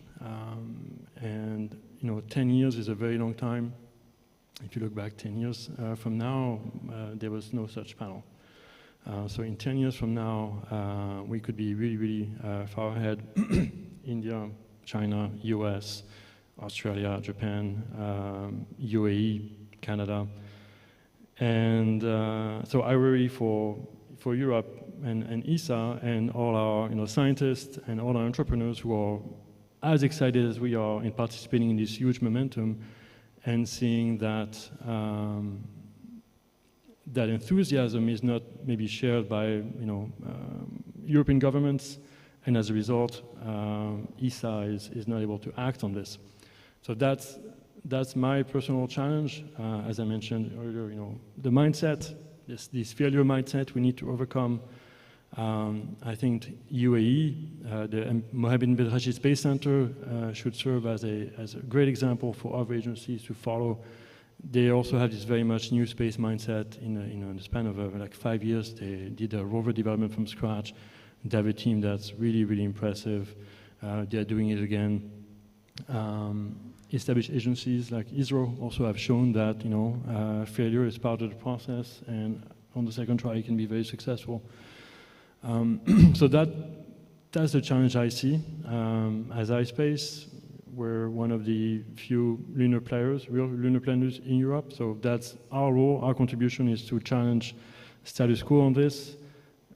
It's not easy, and maybe as head of strategy for ESA, if we have time, I'd be curious to hear, what is the reflection there about diversifying the portfolio so that, yes, Europe has sovereign access with Argonaut, but not at the cost of being inactive for 15 years. Thank you. I will reply to you, but I'd like Dr. Anil to start first. Yeah. Answer to your question regarding the future challenges, what we envisage. There are many things, but maybe depending on the nation and the industry or the agencies, the challenges will be different depending upon the political and financial and also the procedures, policies and procedures. See, even we face many problems in purchase-related activities, internationally, global tenders. All those things are depending upon each industries. But globally, if you see, now we know that many nations have renewed interest in lunar and extra other planets, interplanetary missions, and habitats in Mars habitats, lunar habitats. People are talking about that. Maybe future will be like that, space tourism. The challenges comes from because of basically from any of the country, the funding. So huge funding is required for such projects like lunar habitats or Mars habitat or Venus missions, any type of things, asteroid missions, planetary defense, another thing. I don't think that any country, they can themselves, one country alone can do all those things, or one agency can do it. So international cooperation and collaboration and funding, shared funding, all those things are required to progress in the space activities. That is the one biggest challenge. And because of many political situations and geographical situations, coming together also is difficult, consensus. So, but we have to have, like I said earlier, coordinate, cooperate and contribute in the space. Otherwise, it will be a very difficult process to achieve all the prospects in the space for humankind. Other challenge already I said, sustainability of space, it is going to become a very big issue. Unless we do something, like Kessler suggested in 1978, it is going to become space is going to become unsustainable and collisions can happen, chain of collisions can happen, and later we will not able to utilize our Earth orbits for the utility of humankind. So that is the biggest challenge we are going to face. Funding is the another challenge we are going to face. Yes, technological developments, that advance in which technology is getting developed. So that is adapting to that technology by private industries. Artificial intelligence is coming up. So how to utilize it properly so that it can become a cost-effective solution for any space application, so that we can serve the humanity in a better way. Thank you. I think you're mentioning sustainability of space, and this is very interesting because we always think of space as infinite, right? It is infinite. So when we think about being saturated and full, it's difficult for our mind to really grab it. So we need to find a way. No, I didn't jump away from my question. So, so this is a panel where the moderator gets interviewed by the people here. So to spice things up. yeah, to spice things up. So a little bit about ESA. Yes, we're trying to change it. You saw when we get our Director General joined, he presented Agenda 2025, and it's a vision of how Europe can move forward. We have a couple of challenges to tackle. One of them it is ESA transformation. We're working on that. This whole year has been a lot of internal work because we cannot support the ecosystem, we cannot change things if we don't know how to do it internally, right? So this is a big challenge that we're doing internally to be able to provide more to the startups. You also saw what happened with Revolution Space. It's a document that we presented about the ambitions of Europe and how we can push it. This helped us kickstart a discussion, a talk, and this is something that has become more and more prominent in the space community in Europe. So we're working on that, and you're talking also about funding. I want to remind you that we got a couple of programs being funded, but we have, for example, the commercialization directorate was created not a few years ago to be able to do this. And what we're trying to do is provide all of the tools and revolutionize how we do business here in Europe, how we can support the companies, and it's going to be a process, and we're trying to move as fast as we can to be able to support. Thank you for taking the question. No, thank you. I will jump on. We got 10 more minutes, so I have a couple of questions from the audience. So let me go ahead. And number one, it is Julian. When are you going to start providing commercial services, and how many rides per year are you going to provide to your customers? Okay, thank you for the question. So commercial services started already last year. As I mentioned on our M1 mission, we had 4 private companies, NGK and TK testing a battery, a solid-state battery on the moon, 3 Canadian companies testing various sensors and data analytics on board. So these are private customers, but we also had institutional customers, still commercial contracts, MBRC, so Mohammed bin Rashid Space Center, and JAXA. And our second mission launching next year, as I mentioned, is only private companies. So, you know, the era of commercial lunar exploration has started already, and we're very happy to be the pioneers in that, because we're not the first privately funded entity to have launched. That was Space IL, and they had also, I think they went as far as we did, and it was a great success in 2019. What we did is we did this with commercial customers, and again, that's the main difference we're bringing here is this commercial mindset. In terms of frequency, so as we discussed, we're going to launch every 2 years right now, and our next launch will be in 2026. So yes, we're on a 2-year cadence at this stage, aiming for once a year, then twice a year. Perfect. Thank you. Dr. Anil Kumar, are you planning to develop publicly available commercial SSA service based on the data catalog provided by the telescopes that you're deploying? Can you just once more question? Sorry? Once more question, please. Yes. Are you planning to develop publicly available commercial SSA services based on the data catalog that you're deploying? Yeah. As of now, as far as India is concerned, SSA services are not available publicly. Basically, one reason, we don't have much observation facilities. We have one multi-object tracking radar, which can track about 10 objects at a time, but it can track only large objects of like rocket bodies and satellites, not fragments. So that data is available in ISRO, but not published outside. But we are planning to have one Netra project which will be setting up many radars and optical telescopes, and we plan to have a collaboration with other spacefaring nations in space object tracking and this one, and we will be sharing. Surely we cannot go out of that today's consensus among the spacefaring nations that data has to be shared. Then only we can manage the space flight safety. We are sharing our, not publicly, but whenever a collision or conjunction is observed, we are sharing our operational ephemeris with the other agencies, making sure that it is not leading to a collision. But I hope that within few years, our data will be available for public for any SSS services. Perfect. Yeah. Thank you very much. And also adding to that, we are offering, as I said, space, Indian space arena is already open to public, private industries, and we are supporting them, even sharing the data for them for SSA purposes. Thank you. I have a very interesting question here. I'll rephrase it a little bit, but it's talking about the hype of commercialization in space and how the job market has taken a shift. It has been having freezes, layoff. So how has been for both of you, how has been the talent acquisition?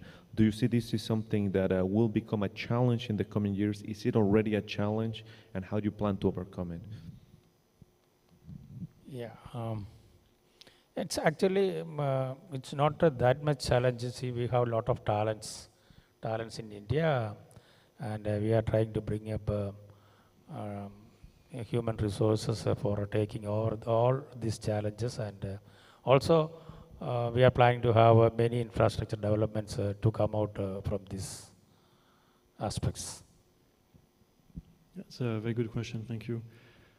So one of the unique things about iSpace also is from the very beginning, the staff has been very multicultural, multinational. Today, I believe across iSpace we have 28 nationalities. In Luxembourg alone, where we're maybe 30, 35, I think we have 23 nationalities. And so yes, recruiting is a challenge, more and more of a challenge. I think this is positive because it means the new space sector is growing and very active. So it's the best time to be a space engineer or space business developer. But I'm also very excited because the international aspect is one defining characteristic of iSpace. You know, we're the largest junior company with offices on 3 continents. We had, again, customers from the UAE, Canada, JAXA, so international customers, but also our staff is very international, which means now, if you're a young engineer in Brazil, you have a chance to work for a lunar exploration company. And we're trying to, make these opportunities available to the maximum number of, talented people. Thank you. There's one more question that I thought it was very interesting. We only had 4 minutes, so I will close with that. What might be the biggest difference between challenges for established space players like agencies and emerging startups?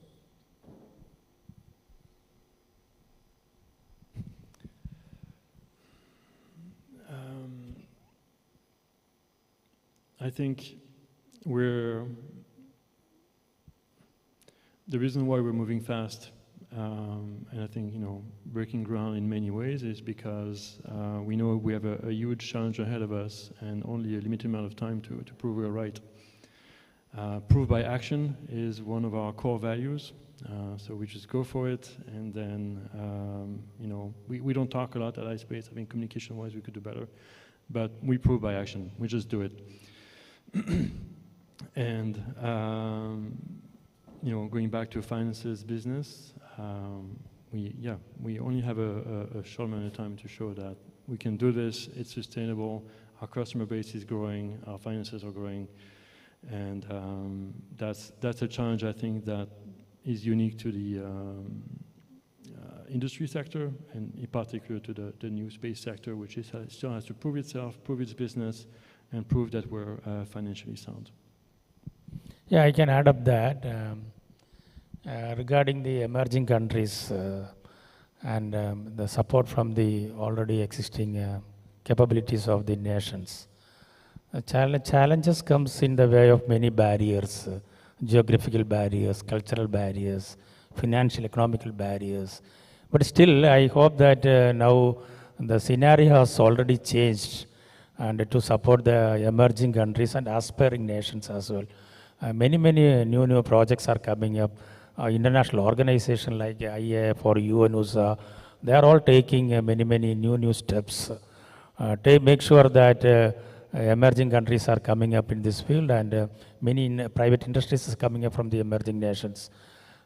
Basically, we can see, especially in the satellite industries. So, basically, there are challenges in coordinating with them, cooperating with them, and contributing. But it is slowly coming about the barriers. We are just crossing it. That's what I think.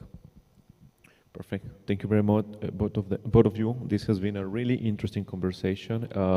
Please, everybody, give them a big round of applause. And thank you, everybody, for being here. Thank you.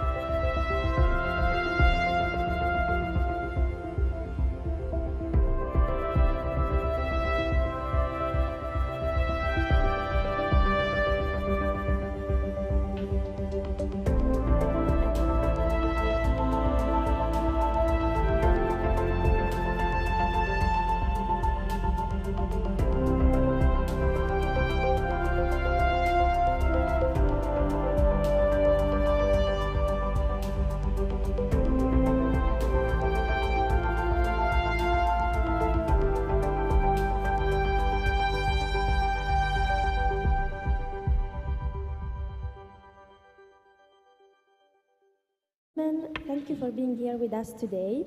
For the next session, we have a GNF organized by NASA on their Gateway program and its latest status and development. Entitled Gateway Humanity's Lunar Space Station, I would now like give a warm welcome to Tiffany Travis, Gateway Strategic Communication Manager at NASA. Tiffany? Good morning, esteemed space explorers. My name is Tiffany Travis, and it is my honor to welcome you to this morning's Global Networking Forum, Gateway, Humanity's first lunar space station. I will serve as your moderator today, a moderator who does not have a background in science or technology or engineering. I am a storyteller who happens to have the unique privilege of working every day with the individuals to my right. These people are pioneers working collaboratively with international partners throughout the globe to create history by building and launching humanity's first space station to orbit the moon. Today, we're going to tell you Gateway's story, a story that is rooted in the foundation of international and commercial collaboration. This story is building upon decades of success with the International Space Station. Gateway is an enabler of the emerging lunar economy and an extension of more than 20 years of global partnerships and technology gained from our heritage in low Earth orbit. Today, you will hear how public-private partnerships spanning more than a dozen countries on 3 continents are actively fabricating the core elements of Gateway and preparing for utilization payloads that will usher in a new era of lunar science, where we will unravel some of the greatest mysteries of our solar system for the benefit of all. After today's forum, you will leave with a better understanding of how Gateway will provide benefits for all of humanity through onboard science investigations focused on heliophysics, life science, and human benefits. Growth through the aerospace industry, through the application of existing and leading-edge technologies in deep space, advanced solar electric propulsion, and autonomy. And you will understand why Gateway is an invaluable component of the larger Artemis missions and advanced deep space exploration, inspiring the next generation of Earth's children when international teams of astronauts fly and live on Gateway for longer duration missions at the moon and prepare for journeys to Mars. It is now my pleasure to welcome our panelists. We have Dr. John Alanson, Gateway Program Manager. Sean Fuller, Gateway International Partner Manager. Dina Cantella, ISS Program Operations Integration Manager and former Gateway Mission Integration and Utilization Manager. And then a gentleman who doesn't really need an introduction for this audience, but Mr. Koichi Wakata, astronaut and senior advisor with JAXA. So, to begin our story, John, can you please briefly share the origin story of our Gateway program and where we are today and give us our setting? All right, so good morning. Thank you, Tiffany. So, setting the scene for our story. Imagine, if you will, you're in cislunar space. You are looking for a place to establish a foothold from which you can explore the entirety of the lunar surface in a sustainable way. You're looking for a home away from home for your crew who are doing that exploration. You're looking for a place where you can aggregate different capabilities in cislunar space to enable future exploration. You're looking for a place where you can do science in deep space away from the influence of Earth's magnetosphere. You're looking for a place where you can bring international partners together in an effort to build out humanity's exploration of our solar system. Enter Gateway. This is what Gateway is about. Gateway is a full space station, though much smaller than the ISS. We are in process of building Gateway at this point in time. We have an initial capability that we will be launching in just a couple years' time that includes the power and propulsion element being built by Maxar Technologies, our commercial partner, and a habitation and logistics outpost being built by Northrop Grumman, another commercial partner. Those elements will launch together initially and form the initial capability of Gateway. We then have contributions from international partners, ESA providing an international habitat and a European or an Esprit refueling module, as well as other components. We have JAXA providing a life support system. Those things are all being provided by our combined international capability. We will launch with different launch providers, and we will build out this fundamental, this baseline capability that enables the exploration, as I said, of the lunar surface and sets the stage for that future exploration into our solar system. Now, as I mentioned, the Gateway station is significantly smaller than the ISS. We'll talk a little bit more about the comparisons there. If you consider the International Space Station today to be about a 6-bedroom house, our Gateway station will be about a studio apartment size, but we'll be in cislunar orbit. We will be crewed about 30 days a year, rather than continuously crewed like the ISS is. That 30 days a year means 11 months out of the year we are operating autonomously. We are building that autonomous capability for the space station so that we, one, demonstrate that capability both within cislunar exploration, but also as a needed capability for exploration beyond. And we will be flying the Gateway station in a near rectilinear halo orbit. We chose that orbit for multiple reasons. It is a very efficient orbit for us to maintain the station's orbit, maintain its access to the lunar surface. It provides great opportunities for science.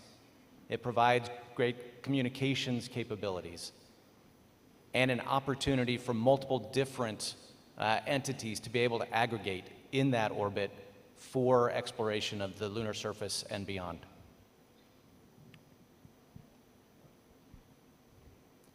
We will build out that capability piecemeal. I mentioned the initial capability that will launch just a couple years from now.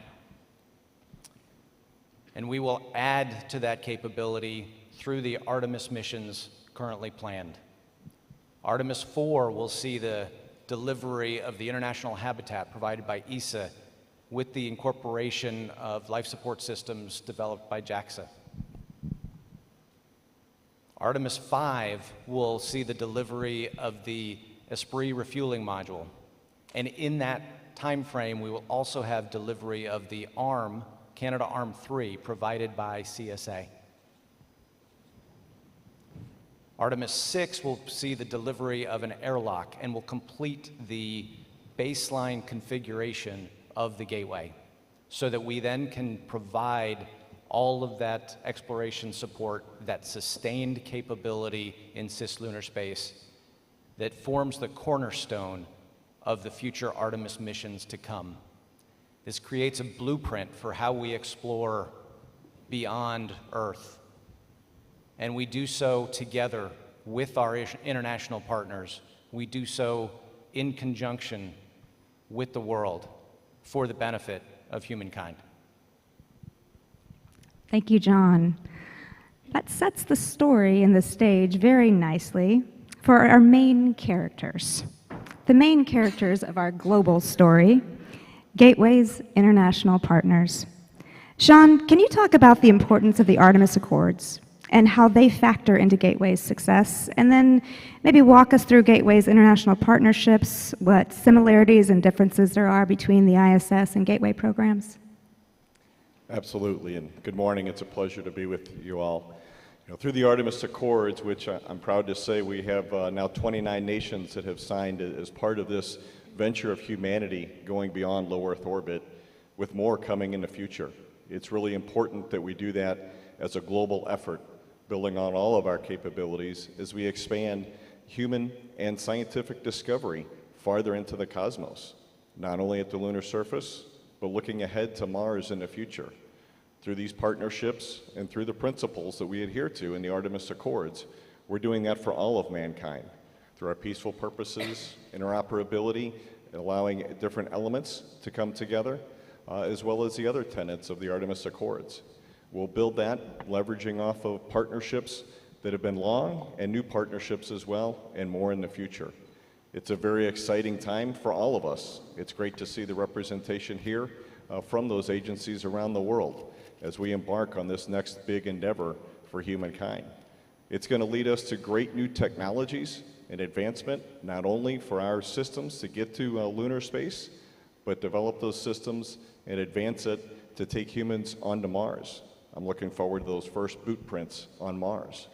We'll start that with the human landing of the first woman, a first person of color from the US on the lunar surface, and our partners and colleagues in the future. Those are going to be great new steps.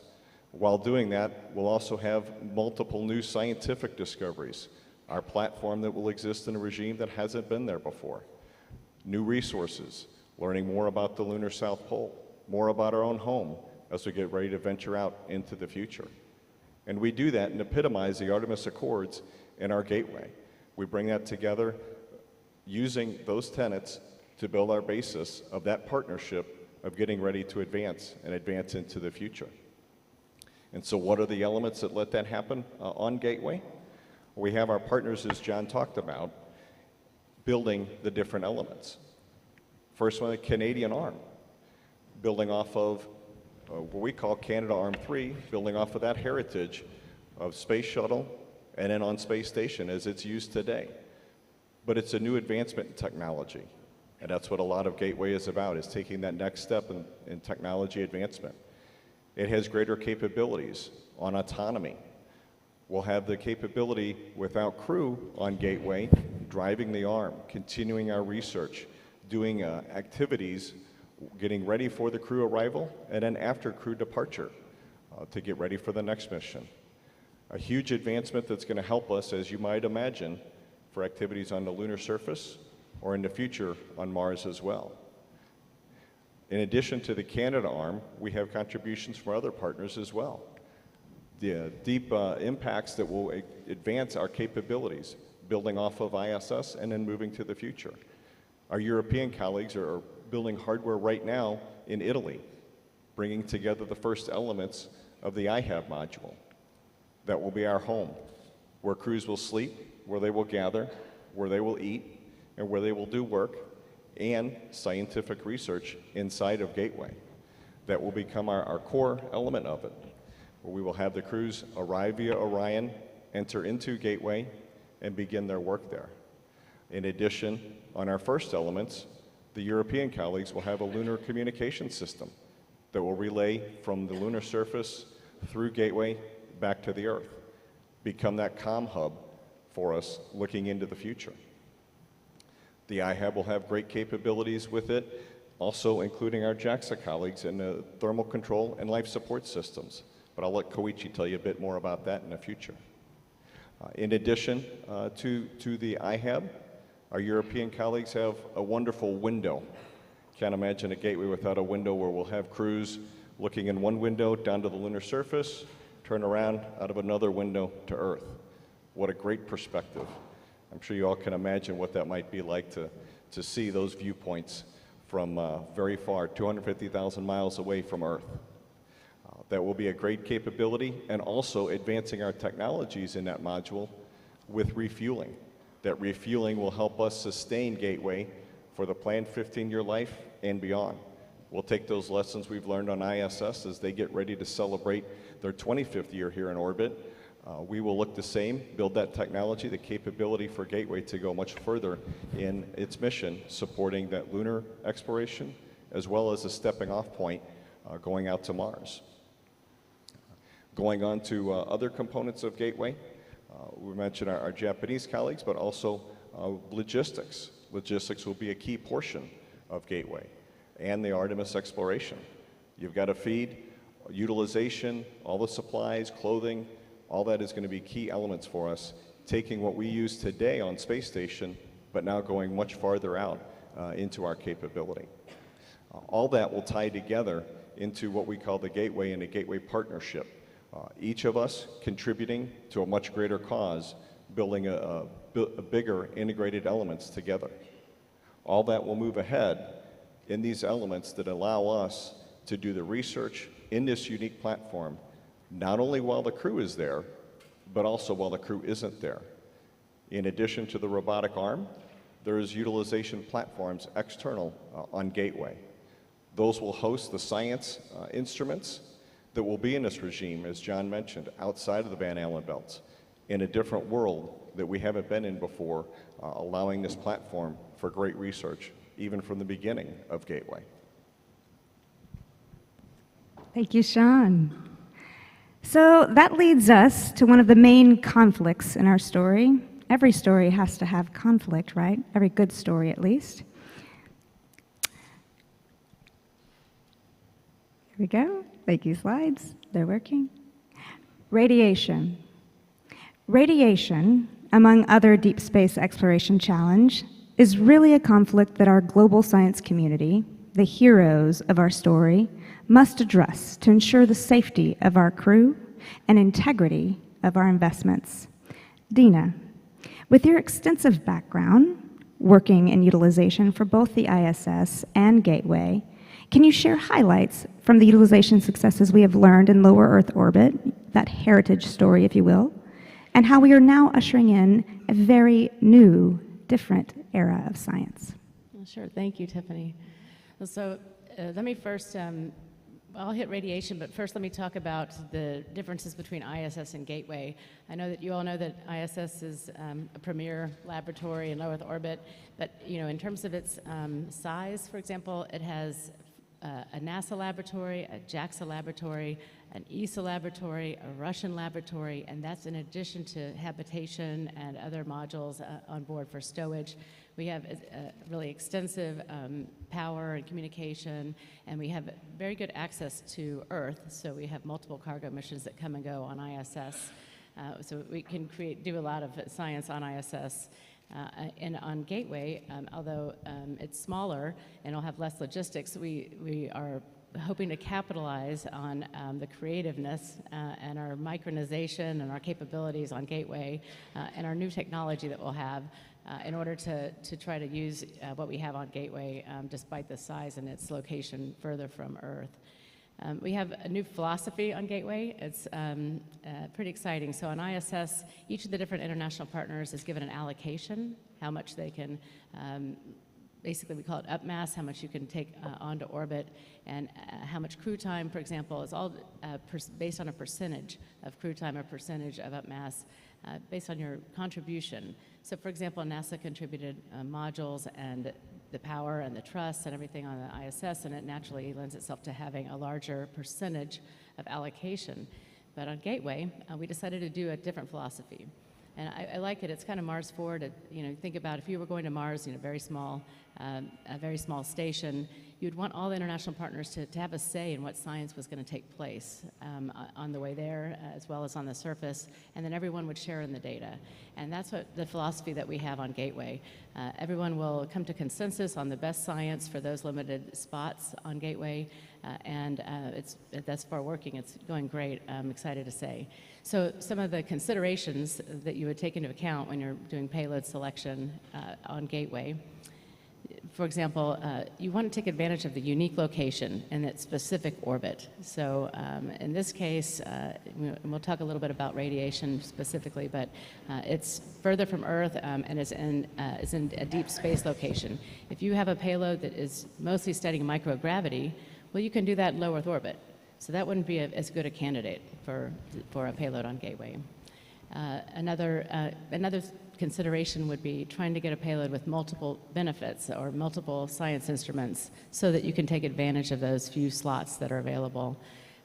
Additionally, you want to consider payloads that would take into account the fact that the crew is not there most of the time. So if you're able to stream back science back to Earth when the crew isn't there, well, that's great. You get year-round science benefit out of those payloads. And clearly, there'll be some payloads that will have the crew operating. When they get there, we'll be studying the crew, in fact. But when the crew is not there, we would like to be providing scientific benefit from Gateway. And then, of course, there's this international partner element. We would like to involve as many partners as possible in the payloads, either the development or the data sharing, and we work that out together in a consensus fashion. And so that leads me to your next part of your question about the radiation. So we've selected 3 payloads, and they are all radiation related.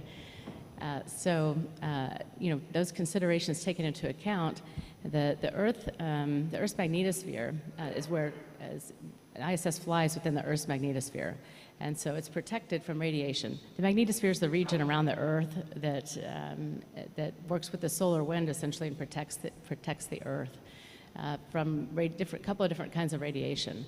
But Gateway, on the other hand, is going to be far removed from that. Its orbit just hits the tail of the magnetosphere once in orbit. It is not very often, and so we get a chance to see deep space and the radiation that would be exposed to our crew and our equipment on the way to Mars. So Gateway's in a really unique position, and we've not studied that human spaceflight, so it's extremely exciting. Radiation, as you can imagine, is not good for the human body, and so we'll be trying to understand the countermeasures and what we can do for long durations on Gateway and also for a long duration trip to Mars. And it's not good for equipment either. You know when your laptop goes belly up and you have to do a power cycle every so often, well, you can imagine that might happen a lot more often in a high radiation environment. So we're testing methodologies and radiation hardening and what we can do in terms of our technologies there. And really studying it materials-wise outside of the Gateway as well. So there's a lot to be learned in radiation, and these 3 payloads, and you can see it on the slide, just to go through them for a moment. First of all, we have a really good international flavor to this. We use the Canadian adapters to put our external payloads on. That allows us to, in the future, change these out, and they can use the robotic arm to do so. The 2 external payloads are called Hermes and Ursa, and both of them contain multiple radiation experiments, scientific elements to them, to really get a good spectrum of study across the different energies of particles, and all the heliophysicists are pretty excited about these 2 sets of payloads, external. And on one of the payloads, we've also integrated a JAXA dust sensor. And so just to quickly segue out to that for a moment, so when we go take the lander down to the moon, you can envision that we could, through electrostatic charge or other methods, get dust on the lander. And when it comes up to dock, we could transfer some of that to Gateway. And so we want to study how much dust transfers, how much dust stays, maybe via electrostatic charge, and that's what this dust sensor will do. It could degrade our arrays or get into equipment, so it's important that we understand that environment. And so we're appreciative of our ESA and JAXA colleagues for combining their efforts on this payload. Additionally, we'll have an internal payload as well on the first launch. It's called IDA, and that one is, it's an internal dosimeter array, and it has 4 instruments. So you can see where we're going with how many instruments we have in each of these. And one of them is the same instrument as we have outside. So we'll get a chance to study the effects of the actual shell of the halo module and how that is protecting the inside of the cabin. So again, the radiation is really critical to understanding the environment, and all this will help us in the future as well by baselining the radiation for other payloads. So we're excited to see that. We're excited to get some characterization even on the first flight. It's going to be great. We'll get science back throughout the year from the different payloads. But we are looking forward to the crew coming, and we'll get some science as well from them. And I think this is where I'm going to end up passing it back. Thank you, Dina. So that part of the story now, thank you, for the heroes, our scientists, right? We have a point of view for the story, right? And history will always tell the story, really, from the point of view of our astronauts.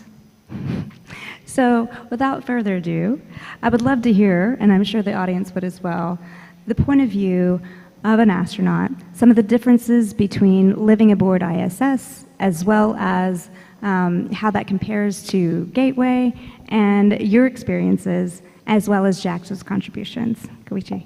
Thank you, thank you, Tiffany. It's really exciting to hear what John, Sean, and Dina presented to us. Actually, I was on board the ISS when Artemis 1 was launched last year. Actually, we launched last year on this day on the Crew 5 mission, but I was on board the station when Artemis 1 was launched. So what we're seeing today is no longer a PowerPoint presentation. Hardware is being built.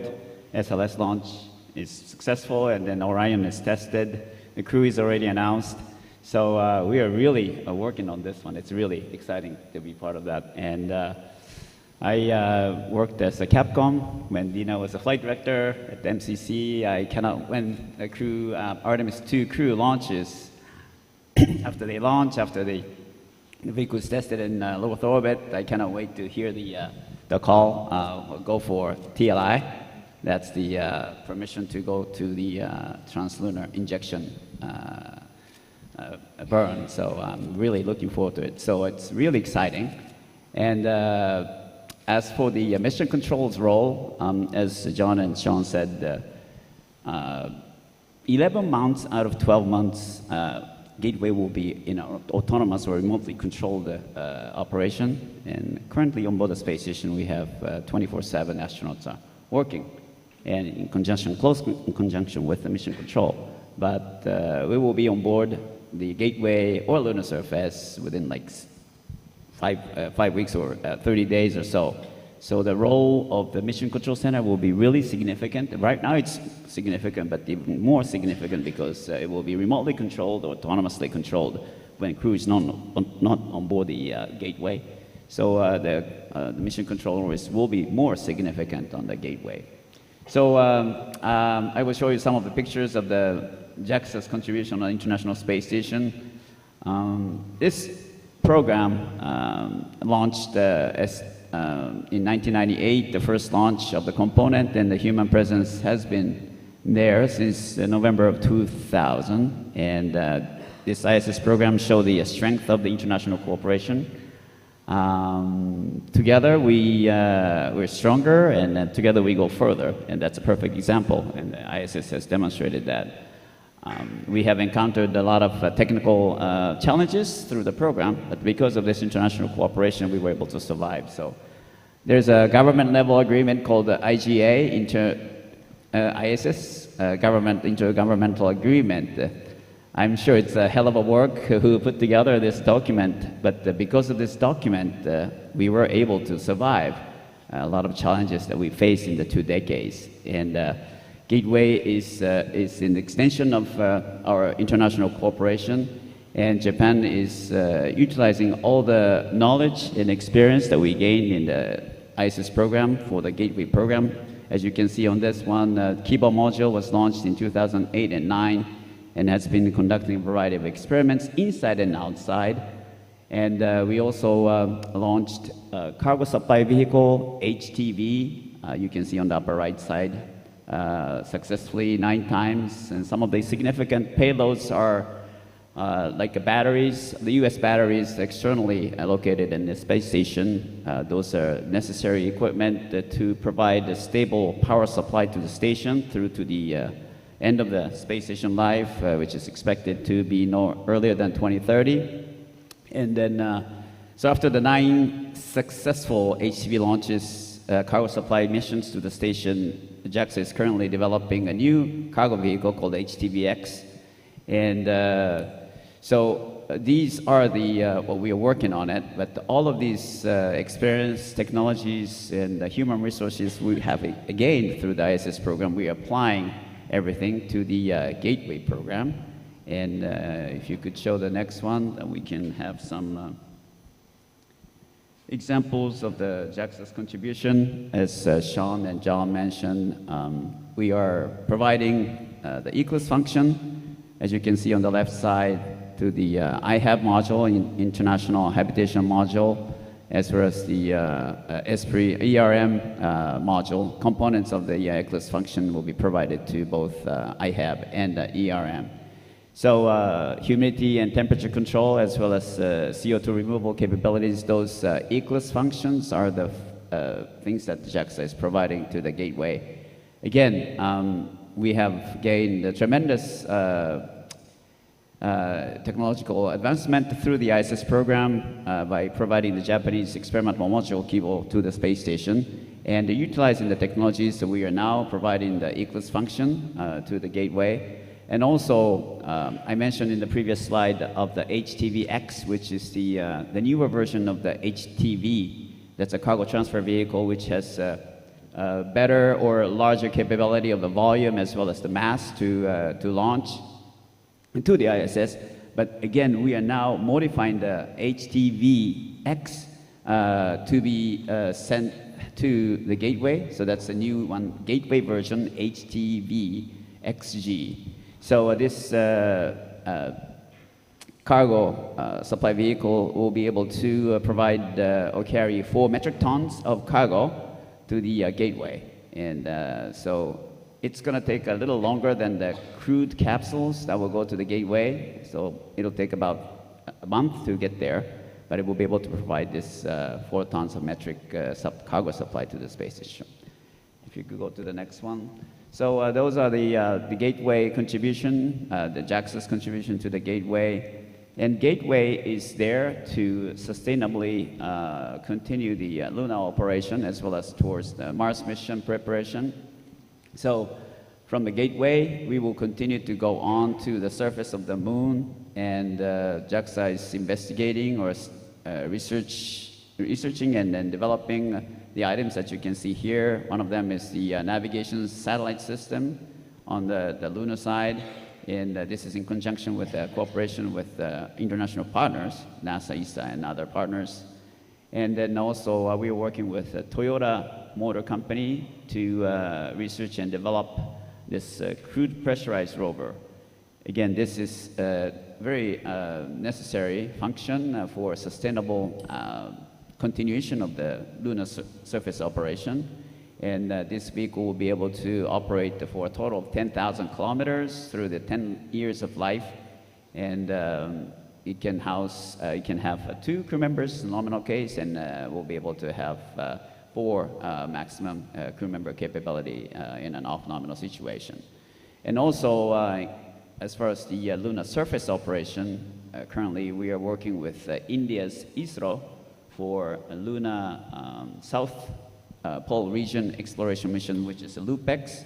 And this will have a rover and then can do in situ analysis of the samples that is collected there. And so this will be a precursor for us to gain more data as to where to send humans to the surface of the South Pole regions, and the data gained from these missions will be fed back to the crewed pressurized rover that we are currently developing. Actually, on board the space station, we tested some liquid behavior test phenomenon in the low Earth gravity, a low gravity level. Like on the moon's surface, it's about 1/6 of a G, and on Mars, it's 1/3 of a G. We know how liquid behave in zero gravity and also in 1 gravity, but we need to figure out exactly how the oil of the lunar rover would behave in a low gravity.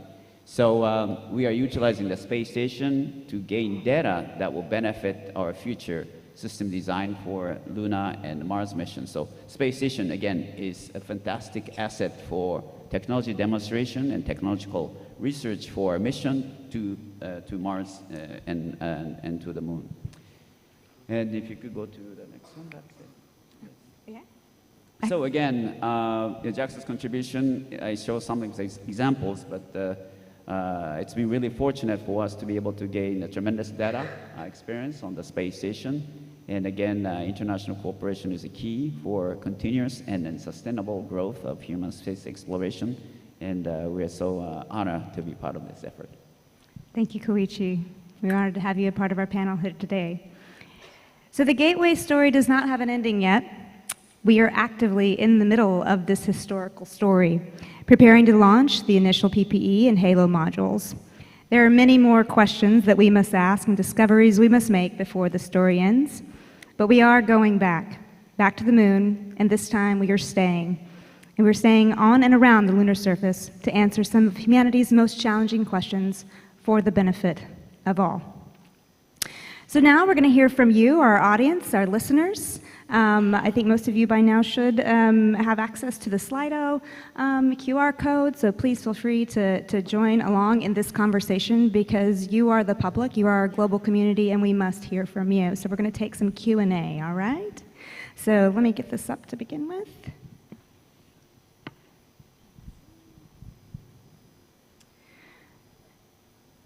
Okay. Good question. And I'm going to direct this to the entire panel, and then you guys just jump in when it makes sense, okay? So can the habitation duration be extended in the future?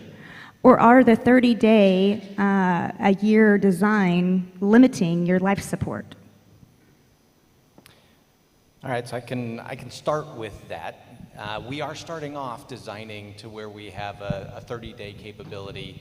And we are looking forward to advancing capabilities where we could get out to 60, maybe even 90 days in the future with the baseline capability that we're starting with, the infrastructure that we're starting with. We do have to build on some of those capabilities in order to get to the 60 to 90 days, but the fundamental structure that we'll have in place would support it.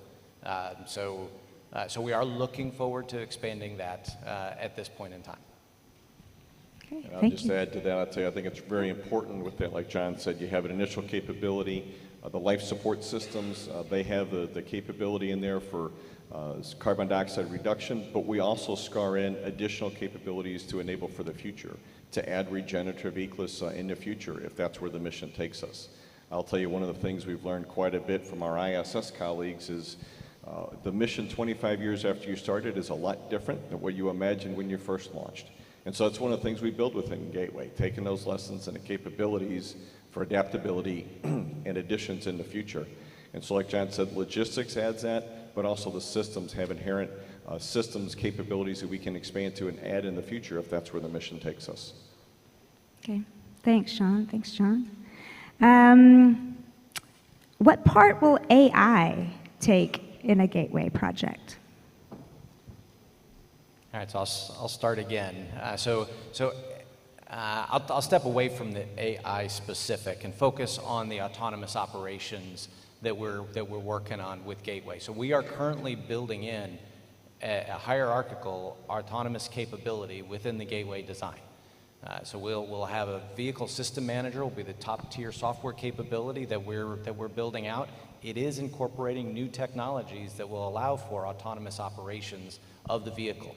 That will evolve over time. As Koichi talked about, there was a role for mission control, and there's a role for autonomous operations. When we initially launch, we'll have the backbone for those autonomous operations, but we'll evolve them once we understand really how the vehicle is flying in orbit. We'll evolve those capabilities to where we're more and more autonomous, building out the technology to support future long-distance exploration to Mars and beyond.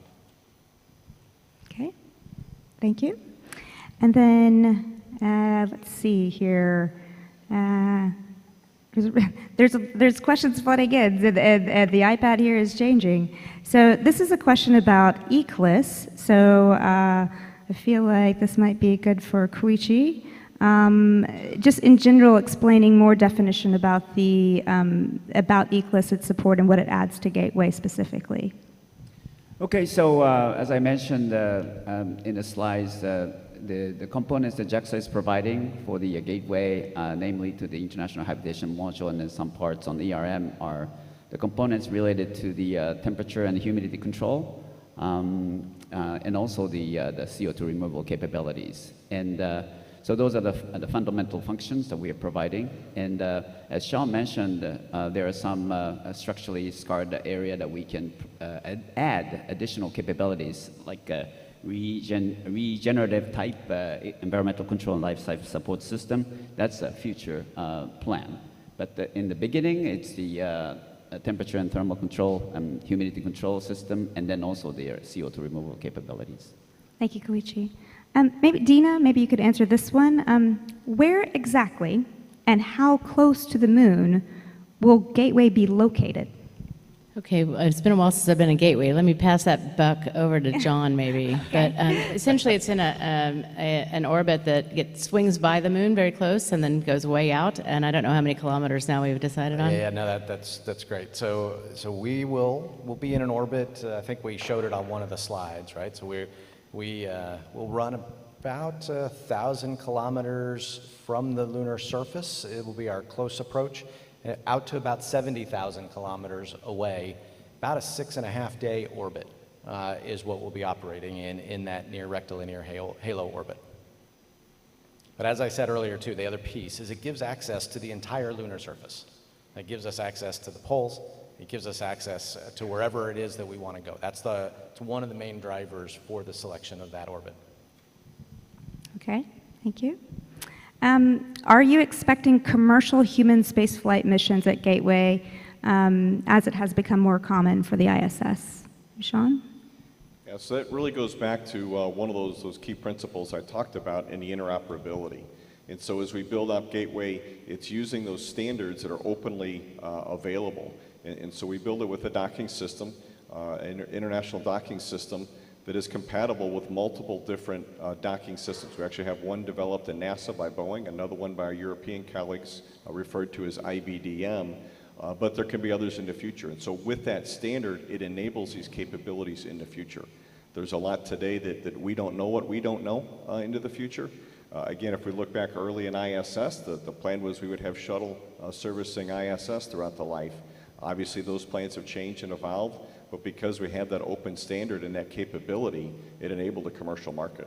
So we have that same on Gateway. It is an open standard there, and so that means that other vehicles with that interface could, in the future, dock to Gateway. So certainly see that as a possibility. And I think there's a lot of interest in this area, but maybe this might be for Dina. In general, can lunar startups get an opportunity for commercial application through utilization and autonomy in an autonomous orbital laboratory? A lunar startup. So, of course. So I'll just say everything's up for discussion amongst the partnership. Mm-hmm. And so, again, for payloads specifically, we'll have to discuss the benefits and everything that's provided and the data sharing and everything that would be involved in that. So I think that commercial, there is a door there, and we need to just discuss how we would enable that through international partnerships as well. And then I'll just say, when you mention lunar startups, it gives me the vision of being able to control payloads on the moon, and Gateway does provide some of that. It has the comm to be able to do that. So, for example, if you were worried about latency of commanding from Earth, you could make some, have the crew provide driving of a rover or something like that from Gateway. So there's some opportunity there. But again, as I've mentioned, the payloads have to be very selective, and I'd say very inclusive of an international partnership. So that's all part of our future discussion, I think. Thank you very much. What are some of the strategies to enable the Gateway mission to sustain longer and be a station for Mars transit? All right, I'll start, but feel free, folks, to jump in. So Sean mentioned a lot of the interoperability standards and the ability to bring different capabilities in the future. We view Gateway really as the cornerstone for that the Artemis missions themselves, but that forms the blueprint then for all of the future capabilities. So imagine, if you will, you want to actually establish your Mars transit vehicle. It's all hypothetical. You want to create that capability, but you want to check it out before you actually send crew out to Mars. Gateway would provide, or could provide, a great platform to actually check out that Mars transit vehicle before you began that journey. It is a springboard. Gateway provides that springboard out to exploration beyond even cislunar space. Yeah, thanks, Sean. And that's a really important aspect of Gateway. A lot of times I talk about that it allows us to maximize the different elements of Artemis and of exploration for their role. And so, for example, the orbit that we're in, that lets us, with SLS and Orion, focus its capabilities to get to that orbit, maximize it. That's 4 crew with SLS, but not only is it Orion, John mentioned how the modules are delivered. The SLS rocket will launch our modules, and Orion can tug it out, that we can maximize that capability by having Gateway in the orbit it's in. The landers, they're now focused on that mission from the Gateway, the NRH orbit, down to the surface and back, not from launching on Earth, transiting out, and onto the moon.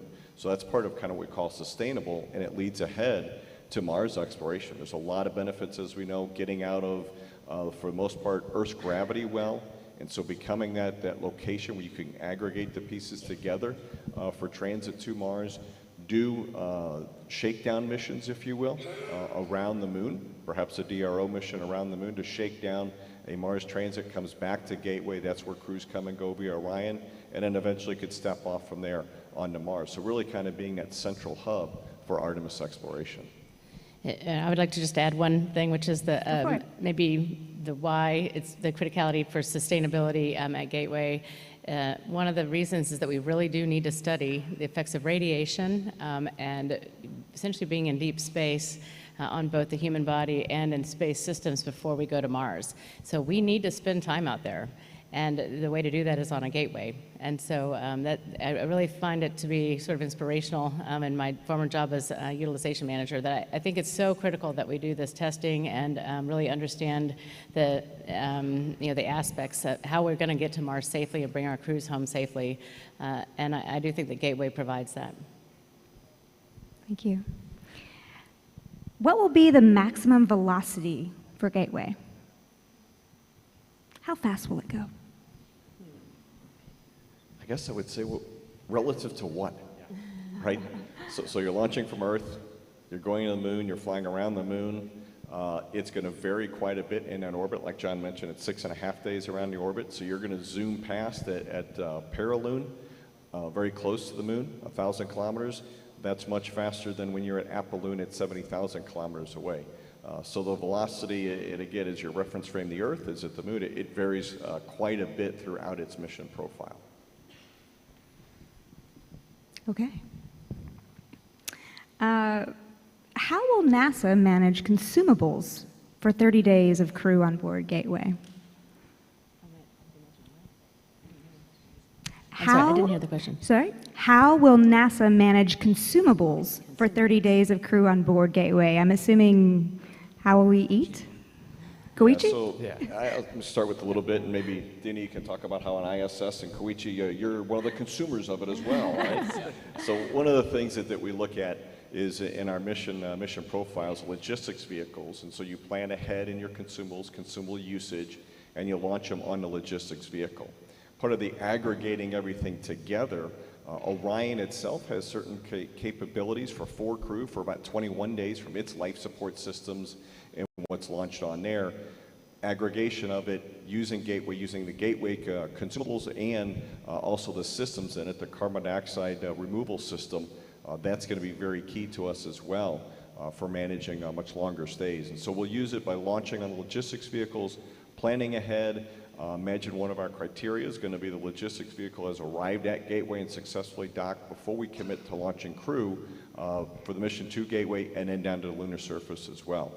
We can bring the logistics to Gateway, and then as the crew gets there, offload them onto the lander as needed, used on Gateway for that entire mission.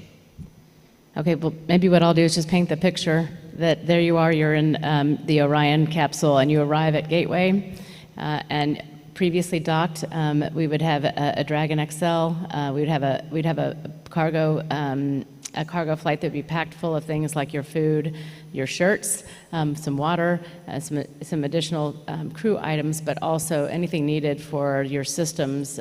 For example, your toilet that you're going to have, like a chemical that might blend with your urine to take the bacteria out. You have a number of consumables, oxygen, but you've got to open the hatch. You open the hatch and there it all is. You'll pull out the center section of the items and stow all those in different places, and maybe you can use that Dragon as a pantry.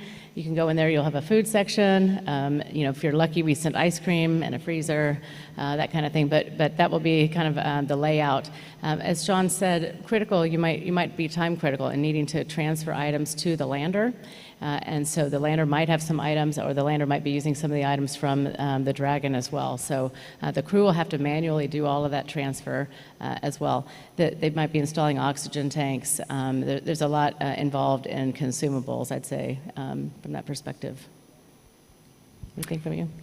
Well, I just wanted to mention that I don't know how much you understand this, how hard it is to do the cargo handling on board the space station. Space station is a large volume, but we spend many days or many months, every year for the cargo handling when we have a large amount of cargo arriving on the Cygnus or Dragon cargo or HTV capsule. And then compared to the space station, Gateway is very small. So we have to be very efficient, and we have to be very thoughtful about how efficiently we can operate the cargo handling. The volume is very important, but we understand the volume is very small on the Gateway. Thank you. This next question is one that's on my level. Describe the toilet facilities on Gateway. It's a bathroom question. Many people ask about going to the bathroom on space. That's part of the many, many questions we get. And Gateway has a unique system of how they're going to handle that. John? All right, I can start, but feel free. So Gateway, actually in our core capabilities designed into the Gateway system, we currently do not have a waste management system designed in. We will use the Orion capability that is provided by Orion. That's one of the factors that would be considered for future expansion if we were going to stay longer on Gateway. So currently, that's where we are. There are definitely options for waste management system for a toilet in the future, but in our core capabilities right now, we're relying on the other systems that are coming to Gateway or leaving from Gateway to provide those capabilities. And I guess if I could just add to that, so you might be scratching your head and saying, well, why is that? Why isn't there a toilet ingrained in? One of the things we've learned over the many years of ISS, and if you think about the Gateway mission, 30, 60, 90 days even, but it's not crewed all the time. Water stagnation is a big challenge, a big problem. On ISS, I'm sure, Koichi, you probably had times where you were battling that in the systems. And so we take that in and think about that. And so could you design a toilet into the Gateway? Absolutely. water stagnation and taking that technical challenge of that and what might be required in crew time to get one set up versus torn down at the end of a mission, and then the technical risk you have of the water and what the microbes and whatnot that could grow in it, the systems with water just sitting in it and not exercised during the uncrewed periods, kind of leads us down the path that John talked about of other options for maybe a mission use toilet via some vehicles that aren't there full time as well. Seems to be a better option for it. We do scar some capability in IHAB in case that needs to be added in the future. But big picture, we're not looking to have one within Gateway itself, and mainly because of that technical challenge of water stagnation and what that does to systems. We want to make sure that the crew, when they arrive, it's a relatively short duration. They're focusing on the science research they're doing and the lunar surface activities there, and not maintenance on the station. And I'll just add from ISS, so we currently have 4 toilets on board ISS. We have one in the US segment, but it's a Russian toilet. And then we have 2 in the Russian segment, and you know, one of them newly arrived, and so it's kind of having you know, some startup transients, I'd say. And then we have one that we've been testing for Orion. And in all cases, that toilet gives us difficulty, and it's in constant use. It's not in dormancy, like Sean said. So we're constantly having to shuffle the crew members to this toilet, shuffle them to that toilet, also for maintenance, regular maintenance, but also because the toilets are just difficult in space. So like I said, there's chemicals that you have to put into the urine itself, and it really is quite the problem. So that's zero gravity. Now, it's something we will have to solve for the lunar surface as well, and that's a lot of water to launch and not be able to reclaim it. You know, that's what we do on ISS. We take the urine, we put a lot of filters on it and take out the brine, which is I like to call it the yellow stuff. You take that out, you recycle it through really fine filters, and you're able to re-drink the water. It's really, really important for a trip to Mars. It'll be very important for long duration stays on the moon. So it is a technology that we're all working on. JAXA, of course, is trying to work on that as well. And, you know, it's critical. But certainly in this early stages, you know, it would make sense to try to overcome those challenges for long periods of dormancy so that the crew that was on Gateway will come back and forth into the Orion. And then ISS, again, is a fantastic asset for the testing of the new toilet, for the Orion's toilet that we extensively tested on board the space station last year. It's going on, but we're getting a lot of data. And not only that system itself, but when you talk about the consumables, the wipes that we use on board the station right now, we have plenty of supplies, but as we talked, the logistics supply will be very limited on the Gateway. So even like a wipe, paper wipes, we need to consider maybe more efficient. Maybe a smaller wipe is good enough for future missions. So we are getting a lot of good data by testing the new Orion toilet on board the space station. Great question. Okay, moving on. This is for Koichi. How do you think being so far from Earth for extended periods of time will affect the astronauts both mentally and physically?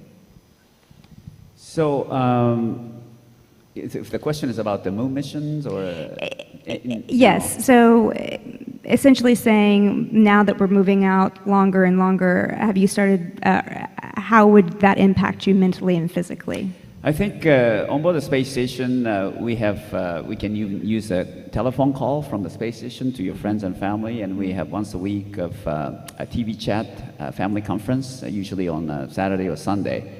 And that is really nice because you can talk as if you are, talking with somebody, on a different country or something. Mm-hmm. But when we go to far beyond low Earth orbit and far beyond the moon, especially like Mars, then you cannot have that real-time conversation. You need to make a text or email. You have to make a video recording and send it. You cannot have a real-time conversation. That will be very different, I think, which humans have never experienced. We are testing that on the ground for a long-duration Mars simulation mission like happening in Johnson Space Center at NASA, for example. So psychologically, I think the fact that we will not be able to talk directly with somebody real-time, like on the ground, may be affecting some, I don't know, psychological health, but we're already testing it, and at the same time, like food items and crew, towels and hygiene items, those small things actually make you really feel refreshed and to be able to work with with comfort. So there are small things that we need to be able to consider in order to make our lives really vivid and then healthy for a longer duration flight beyond the low Earth orbit. Thank you. And I think we may have time for one last question. Are there plans to have an international partner for the airlock? Airlock. Are there plans to have an international partner for the airlock? Yeah, so it's one of the opportunities we certainly have out there, right? As we talk about Gateway and its elements, and airlock is a part of it. It's the last element that we'll assemble on Gateway in Artemis 6, and it is an opportunity out there. I'll tell you, kind of stay tuned. But as part of Artemis, I talked about Artemis Accords. It enables those for the future. I think hopefully in a not too distant future, you'll hear something coming our way as we talk about that partnership and the airlock coming to Gateway. Thank you, Sean. I think that about wraps up our Q&A. We just have just a little bit of time left. I wanted to thank all of our panelists. Thank you for joining us here today. Thank you for joining this story to our audience. You are the most important part of the story, right? You have to hear the Gateway story, and we're so glad that you were here today to hear it from us and from these pioneers in exploration. Thank you so much. Thank you all.